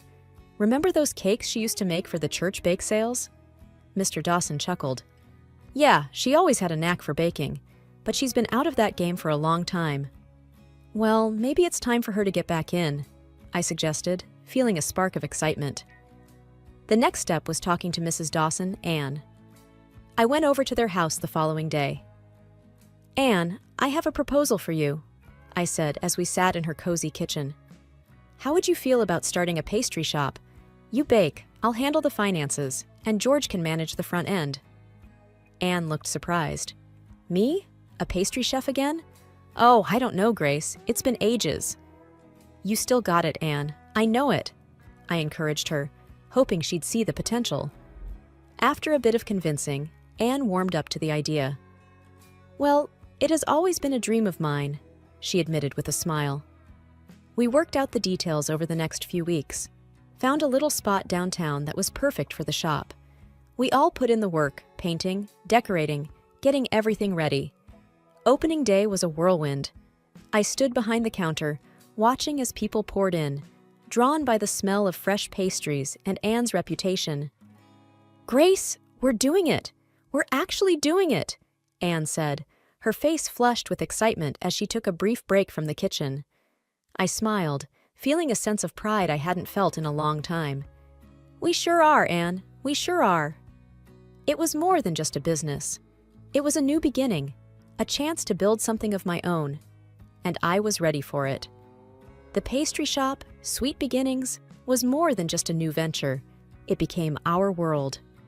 The early mornings, the endless baking, the constant hum of the oven, it was exhausting but exhilarating. Anne was in her element in the kitchen. "Grace, I need more sugar," she'd call out, her voice muffled by the mixer's whir. I'd dash to the storeroom, lugging back a heavy bag of sugar. "Here you go, Chef Anne," I'd tease, dropping the bag with a thud. George, Mr. Dawson, was the charm behind the counter. "You must try our apple pie, best in town," he'd boast to the customers, who lapped up every word. He had a knack for making everyone feel special. The shop was bustling from dawn till dusk. People came for the pastries, but stayed for the warmth. We became a fixture in the community. Regulars would drop by, not just for a bite, but for a chat. "Grace, how do you manage all this?" One of our regulars, Mrs. Jenkins, asked me one busy afternoon. "It's a lot, but I've got a great team," I replied, gesturing towards Anne and George, who were sharing a laugh over a batch of burnt cookies. But it wasn't all smooth sailing. There were days when the dough just wouldn't rise, or when a new recipe turned into a disaster. "Back to the drawing board," Anne would say, undeterred by the setback. One day, we faced our first big crisis. The oven broke down in the middle of a huge order. "What are we going to do?" Anne panicked, her hands covered in flour. I took a deep breath. "We'll figure it out, Anne. We always do." And we did. We borrowed the bakery's oven down the street and worked through the night. The order was delivered on time, and our reputation for reliability was cemented. As months passed, Sweet Beginnings grew in popularity. We had to hire extra help. I interviewed a bunch of local kids and hired two, a shy girl named Sarah and a lanky boy named Tom. They were green, but eager to learn. "Keep an eye on the cupcakes, Sarah. They burn easily," Anne instructed, showing her the ropes. Tom was put on cleaning duty initially, but he soon showed a keen interest in baking. "Can I try making the dough?" he asked one day, his eyes bright with curiosity. "Why not? Let's see what you've got, Tom," Anne replied, handing him the apron. My days were filled with numbers, orders, and managing the staff. I rarely got a moment to sit down. But when I did, I'd watch the life we had built. The customers enjoying their treats, the laughter from the kitchen, the sense of community. It was overwhelming at times. My parents were regular visitors. "You've turned this place around, Grace," my dad said one day, looking around proudly. "It's not just me, Dad. It's all of us," I replied, feeling a sense of team pride. As the first anniversary of Sweet Beginnings approached, we planned something special. A big sale, free samples, the works. The shop was packed, the line stretching out the door. "Can't believe it's been a year," George said, wiping his brow as he served another customer. "It feels like just yesterday we were painting these walls," Anne added, taking a rare break from the kitchen. That night, after the last customer had left and the shop was cleaned, we sat down, exhausted but happy. "To 1 year of Sweet Beginnings and many more to come," I toasted, raising my coffee cup. "To family," George added, his voice thick with emotion. "To dreams," Anne said, smiling. We clinked our cups, the sound echoing in the empty shop. I looked at Anne and George, not just as my in-laws, but as my partners, my supporters, my family. Life at the pastry shop was chugging along just fine. We opened several branches in neighboring towns. It was difficult, but we managed. Once again. Then one day, out of the blue, my past decided to make a comeback. I was checking the shop's social media when I saw a message request. It was from Lily, my sister.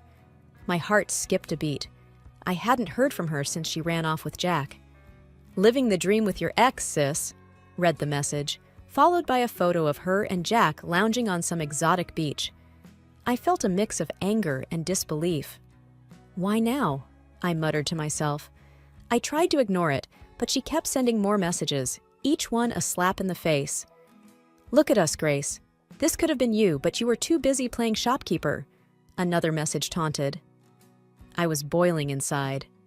During my break, I called Mom. "You won't believe who's messaged me," I said, trying to keep my voice steady. "Lily?" Mom guessed, her tone weary. "What does she want now?" "Just rubbing her fancy life in my face," I replied, scrolling through Lily's messages filled with pictures of her and Jack. "Don't let her get to you, Grace. She's just trying to provoke you," Mom advised. I knew she was right, but it was hard to swallow. That evening, I talked to George about it. "Can you believe it? After all these years, she has the nerve to flaunt her life with Jack," I said, frustration evident in my voice. George shook his head. "Some people never change. Just ignore her, Grace." But ignoring her was easier said than done. Every new message from Lily was like a thorn pricking me. Pictures of fancy dinners, luxury hotels, endless bragging. It was too much. One day, I finally snapped. "What do you want, Lily? Why are you doing this?" I typed back, my fingers trembling with anger. Her reply was quick. "Just showing you what you're missing out on. It's not too late to join the fun side of life, Grace." I stared at the screen, my mind racing. Join her? After everything she had done? "No thanks, I've got everything I need right here," I typed back, trying to sound more confident than I felt. She sent a laughing emoji in response. "Suit yourself. Enjoy your little bakery." I blocked her. It felt like the only way to stop her poison from seeping into my life. But even after blocking her, her words lingered in my mind. I looked around the shop, at the customers enjoying our pastries, at my team working hard, at the life I had built. Lily could keep her so-called glamorous life. I had something real, something I was proud of. But her messages left a sour taste in my mouth. It was a reminder that no matter how far you go, the past has a way of catching up with you. I just hoped it wouldn't catch up any further. The sting of betrayal from Lily's messages lingered in my mind. I knew I had to do something, but I wasn't sure what. That's when George, my father-in-law, proposed a plan that seemed almost too daring. As we sat in the back of the pastry shop, I spilled the beans about Lily's messages. George listened, his face a mix of concern and anger. "Grace, we can't let them get away with this," he said, his voice firm. "We need to teach them a lesson." I was intrigued but cautious. "What do you have in mind?" George's eyes twinkled with mischief. "A fake will. We make them think they stand to inherit something substantial." It was a bold plan, but part of me was eager for some sort of retribution. "You think it will work?" I asked. "I'm sure of it. Greed can make people do foolish things," he replied confidently. I took a deep breath and sent Lily a carefully worded message. "Heard about George's new will. Looks like you and Jack might be in for a surprise." Lily's response was swift and predictable. "What kind of surprise? Tell me more." I played along, giving away just enough to keep her interested. "Can't say much. You should come back if you don't want to miss out." Then came the call from Jack. His voice, once so familiar, now sounded distant and cold. "Grace, what's this about a will?" he asked bluntly. Hearing him after all these years, I felt a surge of emotions, but I kept my composure. "You heard right.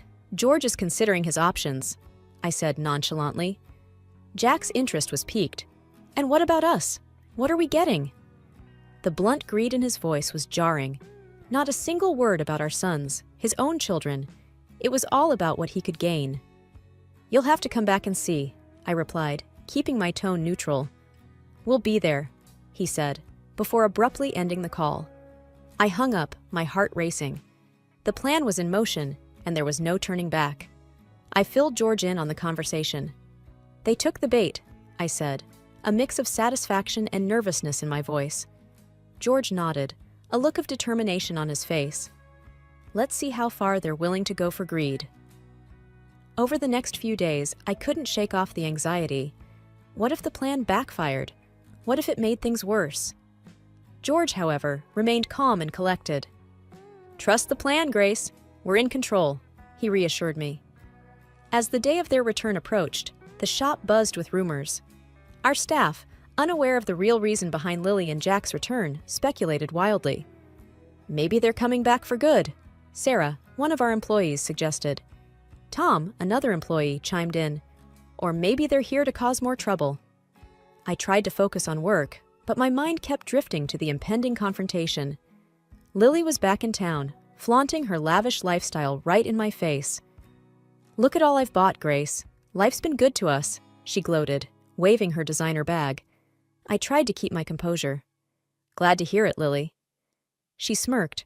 "Well, of course, you wouldn't understand. You're just a simple accountant." Her words stung. She didn't know the whole truth, but I bit back my response. "I'm happy with my life, Lily. That's enough for me." She scoffed. "You were always so boring, Grace. No wonder Jack left you for me." Before I could reply, George, Jack's father, stepped in. "That's enough, Lily. let's talk about why you're really here." Jack, who had been quiet until now, spoke up. "Yeah, about the will. We're entitled to our share, right?" George looked at them both, a stern expression on his face. "Actually, there's something you should know about the confectionery business." Lily and Jack leaned in, eager. "The confectionery and its branches in other cities, they don't belong to me," George began, his voice steady. Their eyes widened in confusion. "They belong to Grace," he continued. "She's the true owner. I was just listed as the leader." Lily's face turned from smug to shocked.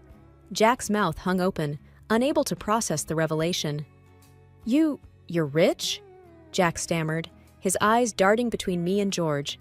I nodded, a sense of satisfaction washing over me. "Yes, I am."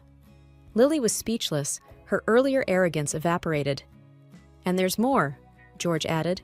"I've decided to leave all my property to my grandchildren, Grace's boys." And then Lily screamed, "What? You can't do this to us. We need money to pay off these damn debts." "Lily, shut up," Jack tried to tell her. I laughed. "Don't worry, Jack, I know everything. All your ostentatious luxury is nothing but loans, loans, and more loans." The final blow landed.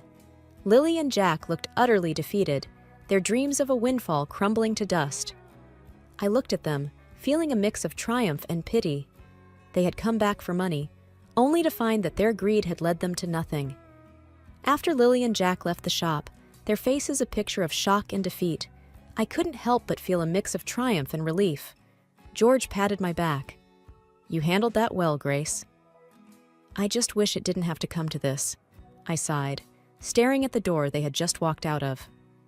"Well, sometimes life throws you lemons, and you made the best lemonade out of it," George said with a chuckle.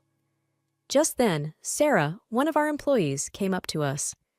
"Is everything okay, Grace? We heard some commotion." I smiled at her. "Everything's fine, Sarah. Just some old business finally getting settled." She nodded, still looking a bit concerned, but went back to her work. The rest of the day went by in a blur. I was busy with the shop, but my mind kept going back to the encounter with Lily and Jack. It was over, finally. That evening, as I was closing up, my phone buzzed. It was a text from Lily. "You haven't seen the last of us," it read. I stared at the screen, feeling a surge of anger. But then, I took a deep breath and typed back, "Move on, Lily, I have." I blocked her number, feeling a sense of finality. It was time to let go of the past and focus on the future. As I walked home, I thought about my journey. From the heartbreak and betrayal to building a successful business and standing up for myself. It hadn't been easy, but I had come out stronger. I reached home to find my boys, Alex and Ben, playing in the living room. They ran up to me, their faces beaming. "Mommy, you're home!" I hugged them tightly, feeling an overwhelming sense of love and protection for them. "Yes, and I'm not going anywhere," I whispered. That night, as I tucked them into bed, I realized that this was my true wealth. My children, my family, my resilience. I went to bed that night with a smile on my face. I had faced my biggest fears and emerged victorious. I was no longer just Grace, the betrayed wife, or Grace, the simple accountant. I was Grace, the fighter, the survivor, the winner. And this was just the beginning.